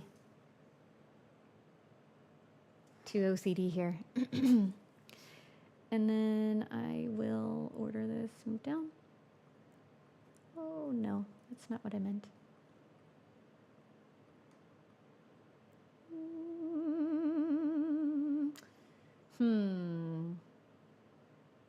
Well, you know what?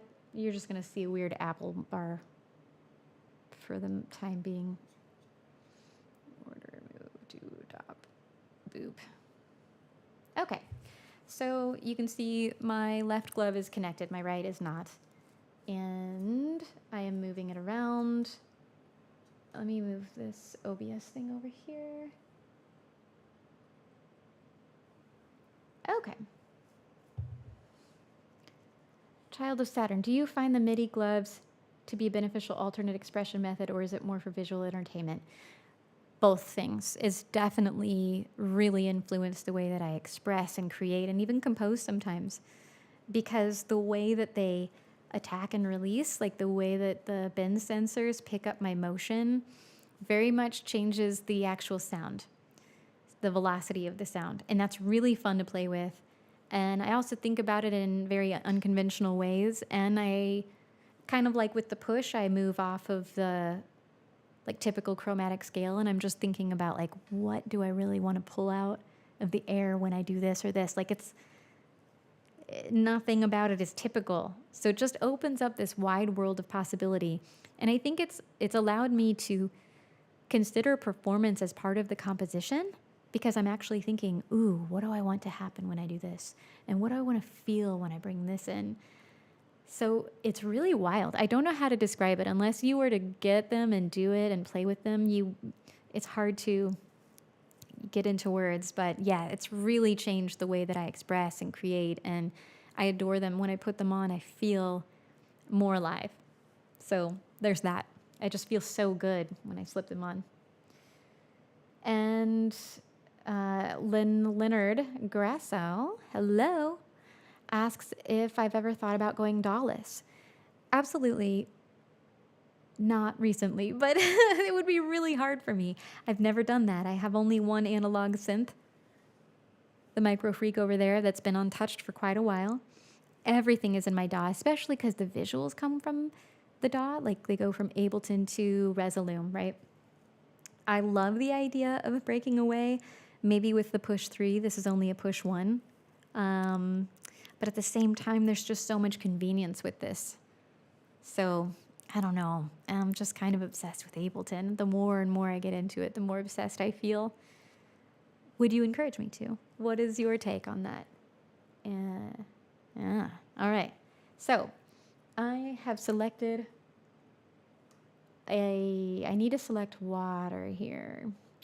So as you can see in Glover, I have my set list set so that each file that I'm selecting, okay, it's not in performance mode. Good. If it was in performance mode, every time I select a new song, it would open a different file that's attached to. I'm going to open water. Where was it? There. Okay, so now all of my programming is different, and you can see that my color of my button on my gloves has changed. That is to let me know the song has changed. Your instrument selection has changed. That's really important for me. I always color code my songs and my set list, and I memorize that before I get on stage. That way, when I'm just like doing stuff in the air, and by the way, on stage, I'm nowhere near my computer. Nowhere near it. I'm just using the gloves, the push. I'll have I should probably plug this in, although I don't want static. I have this Soft Step 2 that I use to sometimes trigger scenes when I just need to stomp on something perfectly on time, because the gloves sometimes don't quite do that. depending, if there's a little bit of interference, it might delay for a split second. So if I need something super on time, I'll do it here or on the push. And sometimes it's just more fun. Like I'll have the push off to the side and I'll be out there with nothing in front of me. That's what I love about the gloves too, is that it removes the wall of synthesizers or pianos and it's just me and the people. It's a very vulnerable feeling. And then I'll use my feet to stomp on the beat or the, trigger a scene. Yes. It's a bummer. I probably should be performing something for you that's already prepared so you can understand what I'm talking about, but I really need to do this. So thank you for bearing with me on that. So the only things that I have done here is I have, if I click on my left button, left glove, and I'm facing forward, that means I'm facing forward. It's telling the gloves, okay, this is my forward direction right now. So this is left, this is right, this is up, this is down, and this is back. And I can play with all of the directions in between as well. And the button down R, I think I programmed this really fast for something a while back, right after my baby was born. And I think that I was just moving down scenes with my right button here, which you can't see because it's not lit. Oh, because it's not plugged in. So I can't even show that to you. But if I were to tab back and do Command M to go to MIDI mode, yeah, it looks like I was moving. Oh, I don't know. No, it's not in this file. So I don't know. That might have been I have a few different versions of Water Live apparently. Okay, so back to it. I'll just go to this drum rack, and I'm going to just listen for MIDI channel 4. I always do channels 4 and 2 first, 42, because I'm crazy. I'm going to create a chord machine and then make it the color of drums, which is purple in my brain. I'm going to label it drums. And no, I'm sorry, I'm doing bass. I forgot. That's pink, bass. And the MIDI channel here, I'll change from 1 to 4. And then I have my left glove here, so I'm going to start up. I'm going to do a fist up to make that first sample happen, and then fist forward to make the second one happen. So down here, I pick my posture, fist from my left glove, and the direction is up. And the note here that I want to trigger is C1. So I'll find that on the roll down here. There we go. And now you can see that's C. I mean, it's just a drum rack, so. Oh, I thought I had that as. Maybe I don't want to loop that.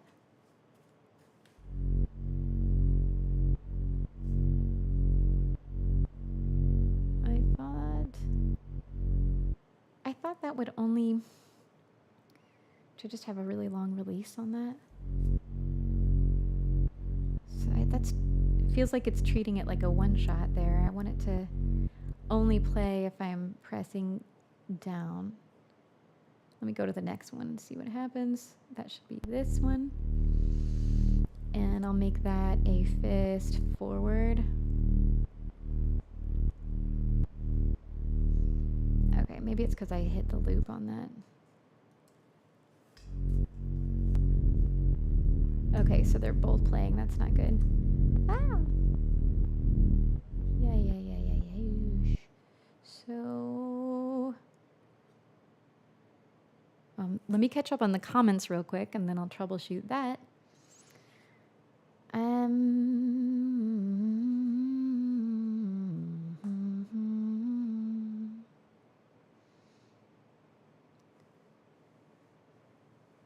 Leonard Grasso says, and you need so much money.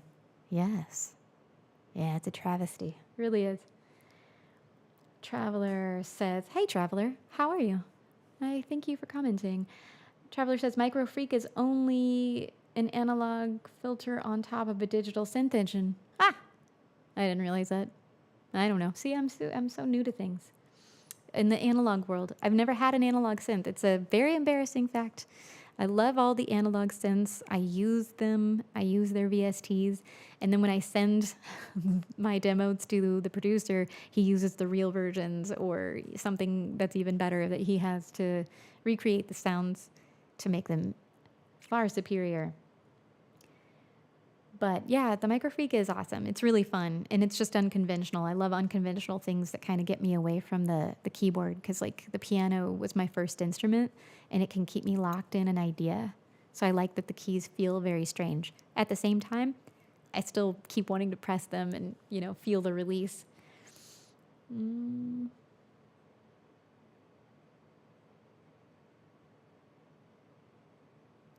Yeah, Child of Saturn is learning Ableton after learning other DAWs, and yeah, you have to rewire your brain. It's a bummer. I mostly started with Ableton, thankfully. But I move around from Ableton to Premiere to DaVinci Resolve to other things for my other work, and I constantly forget all of the shortcuts and commands and things. Leonard Grasso was asking, how have you started to get opportunities to perform in front of an audience? Did you have many live performances already? Yes, I have performed many times all over the world. As Annu, who I am today, as an artist, as a solo artist, Annu, my current project, and also as a musician in Twin Limb. We toured for years straight all around the U.S. At Annu, it was really interesting because I was doing a very storytelling show with my music gloves. And sorry, I just triggered that on accident. Gloves wanted to speak. And I was invited to conferences, like tech conferences, things like that. And that's really awesome because those people actually, well, they used to pay you. They don't so much anymore. So it was a nice go for a little while there where people were inviting me to come out to those stages and bring this kind of sonic storytelling. So it was a musical storytelling show. And then I continued to adapt that for different environments. And I have a full album of songs that I've already prepared live. And you can listen to that. It's called Experience, and also the EP Love. I perform River live quite a bit, and Love, and Clearly, and many of the other songs. So maybe on a future stream, I will perform one of my existing songs for you so you aren't so in the dark about my process.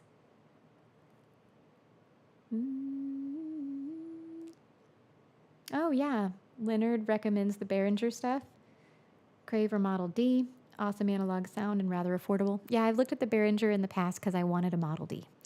And then I found the Model D VST, and then I got really lazy and thought, well, I don't have to spend any more money. It was actually $15 from the Moog website directly years ago. And the Moog VST was also maybe $15.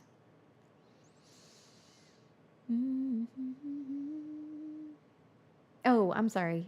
You're learning Bitwig, not Ableton. I skipped over that line. I was speed reading. No worries. Okay, cool. Yeah, and then I've played already a lot of music festivals and done art residencies around the world. And so I've played like small intimate shows and bigger shows, and I love them all. I would love playing to like one person. I love performing. It is my favorite thing.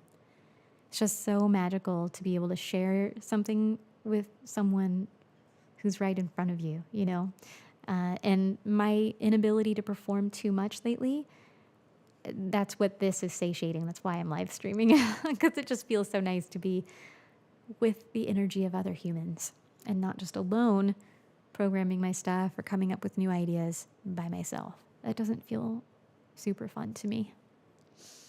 So thank you for being here. Oh yeah, and Jason, if the kids want to see River, I play River all the time. I'll play River on the next live stream if you want. Yeah, okay. When do you have the kids again? That's the question. When will the kids be around to watch it? All right, why is it triggering? I feel like I have forgotten how this works. Oh, here it is. I'm sorry. I do want one shot, not classic. That's my bad. I think I get kind of nervous on the stream and my brain slightly disappears. It's kind of fun. I'm like a baby. I have to relearn everything. All right, so I'm going to use gate instead of trigger on both of these. I think that will accomplish what I want. No? Huh. That's weird. Because gate would mean while I have it activated, that's when I want you to play it. Huh. Why? Does anyone see what I'm doing wrong here? My brain might just be a little pooped out. Where are you streaming from? Looks like Florida, says the creative Wade. Hello, the creative Wade. How are you? I'm in Austin, Texas, believe it or not, in the trees around Lake Travis. It is stunningly beautiful. I love it here. All right, why? Well, crap. I really thought, let's see. I want gate. That seems right. I want to gate. Do I have to warp it? No. Huh. Oh.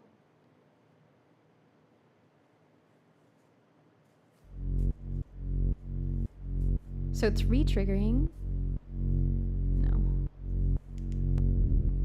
Yeah, and it's playing them both at the same time. Wait, I know how to accomplish this.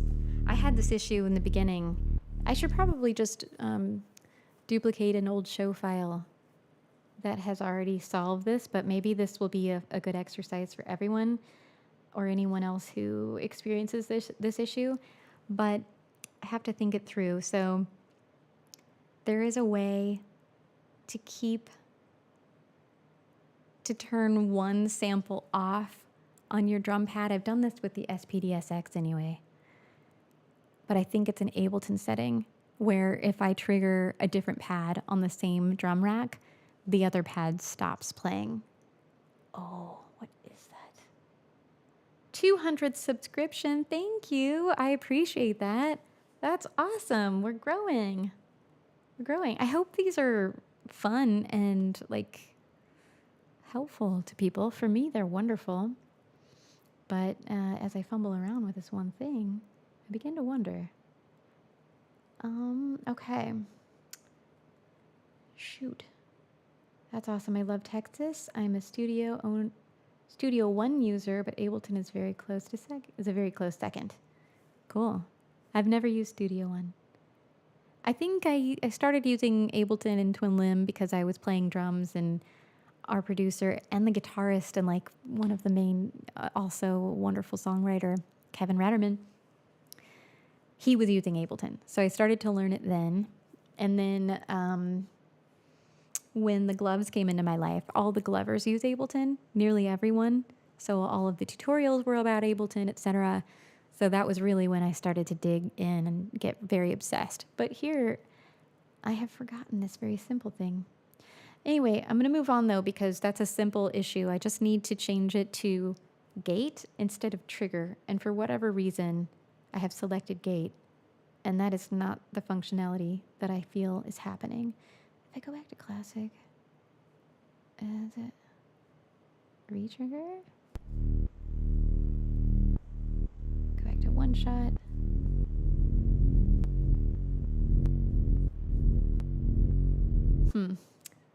Yeah, I don't know why. On my Volga drum synth, what you describe is called choking. Yes. Maybe the setting in Ableton is called similar. It is called choking. You're right. Thank you for saying that. Let me just do a quick search.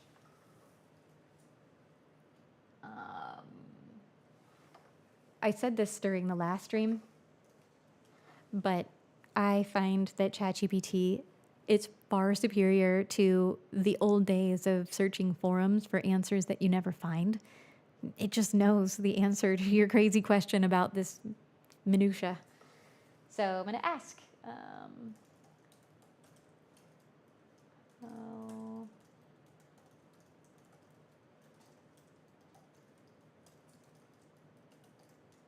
I asked, how do I enable choking on my drum rack in Ableton? It says, show the chain list. 1 second. Oh, I have too many windows now.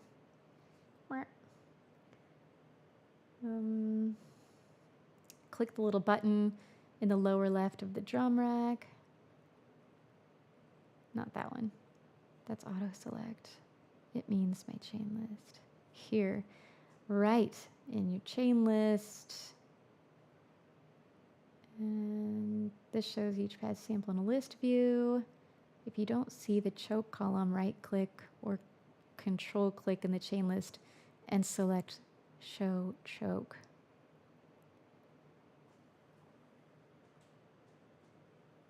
Am I crazy? Show choke. Show choke. I'm not seeing it. What did it say? Control click.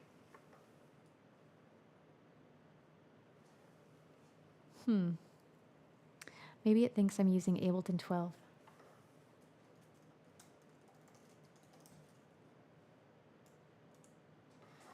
I'm using 11. So in the lower left corner, you'll now see all the pads listed vertically. Right click anywhere in the chain list header. I'm not seeing that. Is anyone else seeing what I'm not seeing?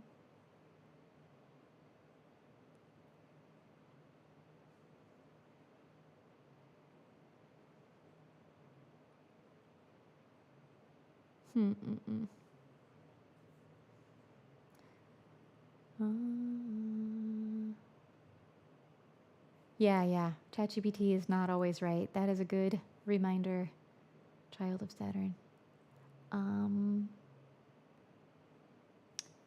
Yeah, I remember doing this long ago, but it's been so long now. Anyway, we're not seeing it.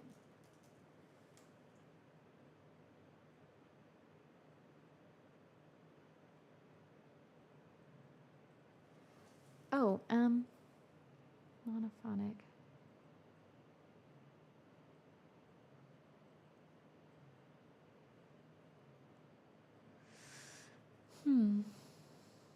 No.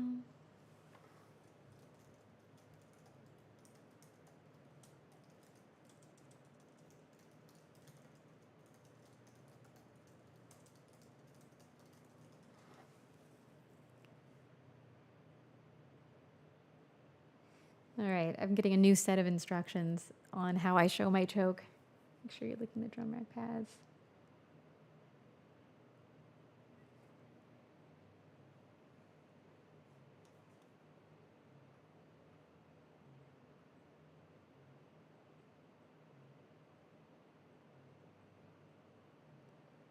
This is definitely the chain selector.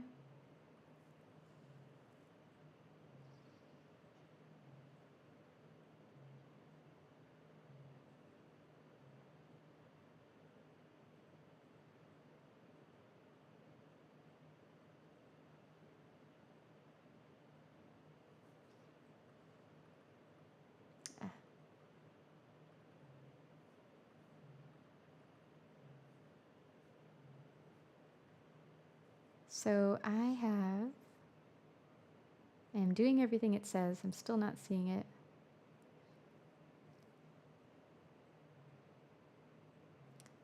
Click on a pad. The pad settings appear in the lower left corner of the drum rack next to chain macro section.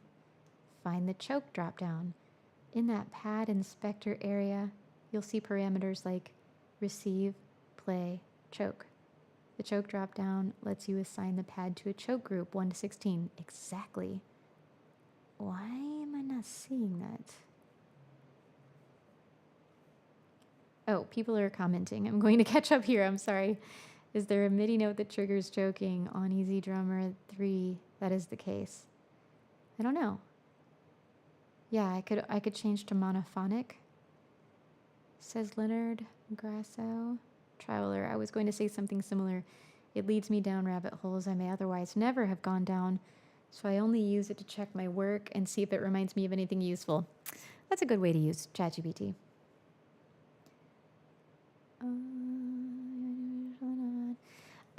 Okay. Why? I've totally done this before. I'm just missing this choke setting. And I'm not seeing in the one-shot area for in the sample here. Where do I change that to monophonic? Is there a voices? I don't see voices.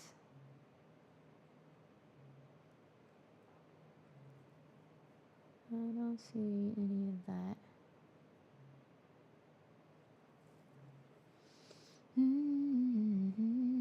That's driving me kind of crazy. If I sort chains, am I going to see it suddenly? No. Good night, Leonard in Germany. 1 a.m. Go to bed. Good night. Enjoy your sleep, your dreams. Tomorrow is a new beautiful day. I wish you the best. Thank you for hanging out and chatting. It's been really fun. Bye-bye. Well, poo. Okay, I'm going to not waste all of your time doing this, but I will do this again later. As far as the intro is concerned, I do have... hello. No, Jason, just having one glove plugged in, it's no problem because it means the other glove isn't sending any information to Ableton. But that's a good question to ask. It's an issue of just an Ableton setting that I can't seem to find. Very odd. It's been a while since I've done this. My old show or my previous show has just been done for so long, and I just do it. And it was a lot to put together, and now I really want to get some of the new songs going, or I want to beef them up, and with the new production that came from the album. So I'm having to relearn some things because it's been a while. And mama brain, let me tell you, I don't want to admit it's real, but it's real. Mom brain is real for me. At least even 14 months out postpartum. Okay, Glover, what are you doing? Because there we go. Oh, suddenly that works. Was there just a glitch? Okay, it's working. I did nothing. You saw me. I did nothing different. And all of a sudden, the gate works. All right. Well, that's all I need. I don't care about choking if the gate is working properly. I'm never going to trigger them at the same time. So now I can, I'll show you just very quickly. Child of Saturn needs to head out too. Thanks for this stream. I enjoyed hanging out. I hope to chat with you again soon. Thank you so much for hanging out, Saturn mine. Very, very happy to see you. And I can't wait to hear your music soon. So please come back and share. Good night, good night. And Traveler is offering links and information about choke groups. Thank you. I don't see any links. Try to post them again. And if not, I will definitely go down that rabbit hole after this just because I need to know. But thankfully, I don't really need it. So I have muted my bass. I'm going to bring the percussion back in, and I'll just, I mean, this is so simple, but just to show you the gloves and play with it, I'll sing as well. Let me throw on my vocal effects. Okay. Ooh, that's a lot of reverb. Yeah. That was too much reverb. And this is quite loud because I have 3 channels of audio going. One is a tight verb, one is a large verb, and one is very dry. So you can still hear me, I'm up front, but I've got all these weird effects. I might change the way I do this, but here we are. Oh, right. Yeah, let's just do... Oh, that's not plugged. Oh, yes, it is. It's plugged in. Hi. All right. Oh. Haha. Why aren't you playing? Oh, that's funny. Huh. Okay. This is funny. Did I just mute myself? Is that why? I did. I turned my arm off. There we go. Whew. Mama's so silly. All right, here we go. So I'm playing this with my glove. And you'll know, because I can stop it. So I'm going to build up the beat first. I'll just...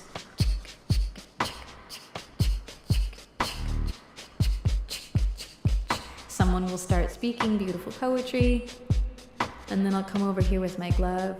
My glove's at the top of the stage, and I like this.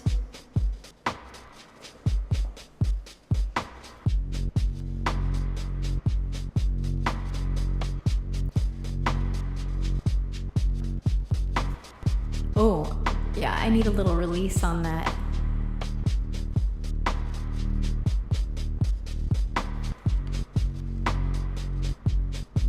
Do a little fade out, like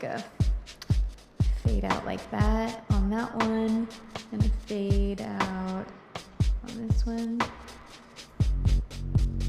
Oh, sorry. With the movement in the sample, I have to really be on time, so maybe I will add the movement with compression.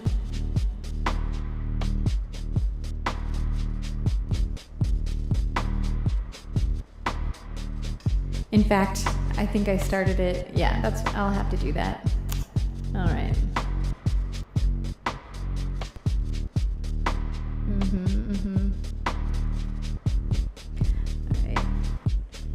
All of the time, I'm walking all around it. I follow some light falling all around. What's undefined?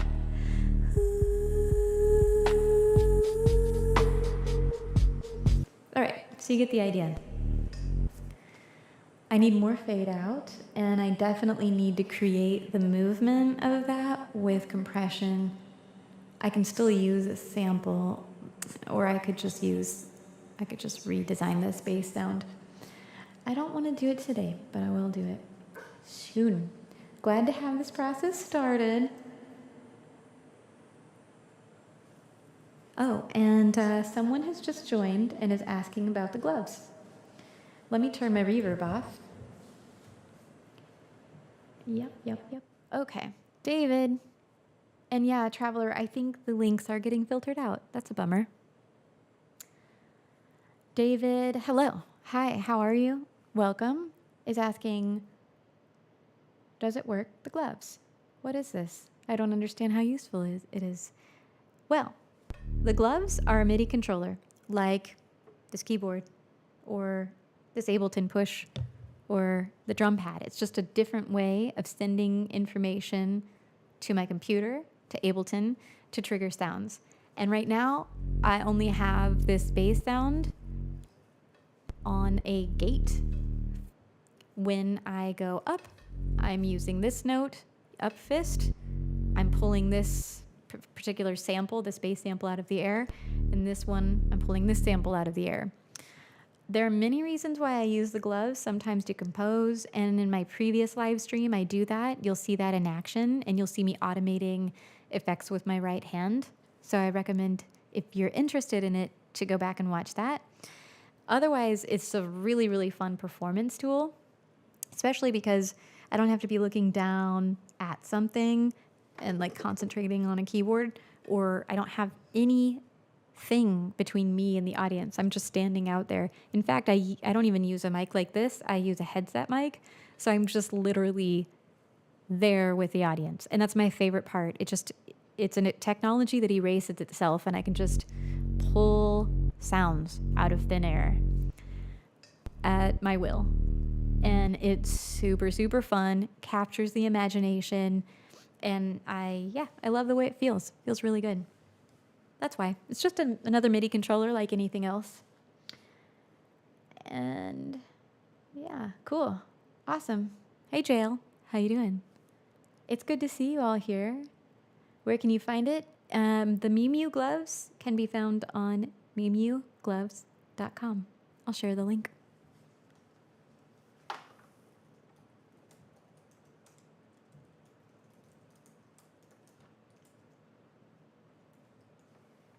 They just made a new set of gloves, new and improved. I don't have them yet.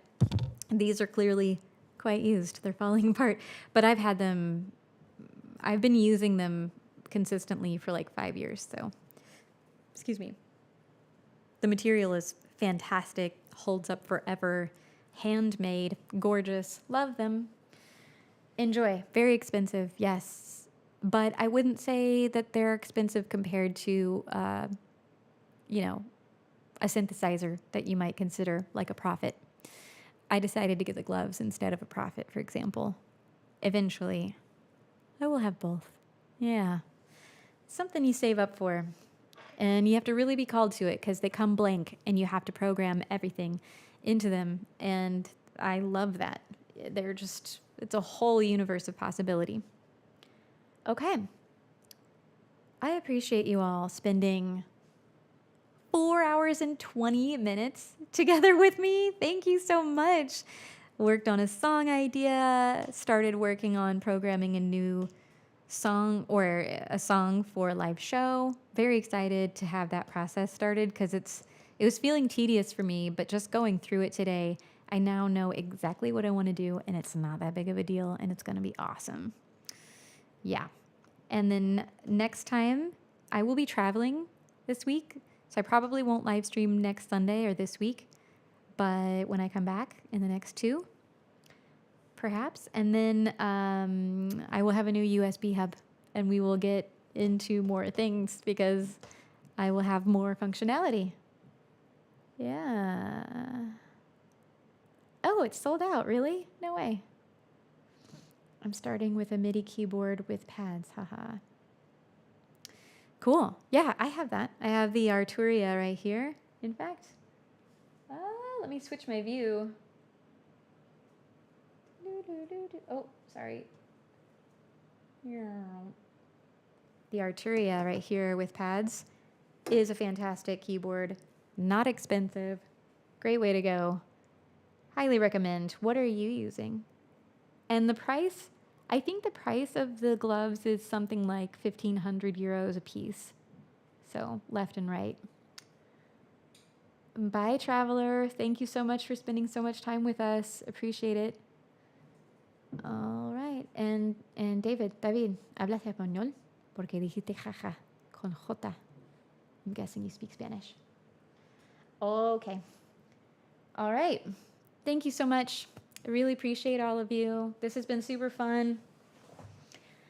Please go out there and create something that makes your heart light on fire and share it with the world. I want you to do that. Share it with me. Share it with us. Let us know. ¿De dónde eres, David? Mucho gusto. Oh, crap. That just reminded me. I really wanted to do a song in Spanish today. I had a particular song. I had a backup plan for if inspiration did not strike. I had this gorgeous song I wanted to play with. Shoot. Maybe I'll do that next time. I want to do a cover of this kind of obscure-ish song that is very much inspiring me right now. Ouch, that's hot. Okay. Oh, Barcelona. I love Barcelona. I'm sorry, I don't speak Catalan. Ooh. I lived in Spain for 3.5 years with a family of Argentinians, so my accent is very strange. Oh my gosh, next stream in Spanish. I don't know. Puede ser. Podemos hacerlo si quieres. No sé. No sé por qué. No hay mucha gente acá que hablan español. Pero bueno. I love Barcelona. It's my favorite city in the whole world. Oh, gorgeous. I lived in Asturias. All right. Wow. That glass candle holder is very hot. That commences the session. It's the end of the session. Thank you so much. Really appreciate you. I'm in Austin, Texas. Hablas bien castellano. Gracias. Where am I? Austin, Texas. Yes. Safe travels. Thank you. I am headed to Pennsylvania to see family. And it's not biting well for my desire to also see and support my team for the Starship flight. That I'm really bummed out about, and I'm hopeful that the flight delays by like a week. That would be great. This happens every time I plan anything, especially a family occasion. Ugh.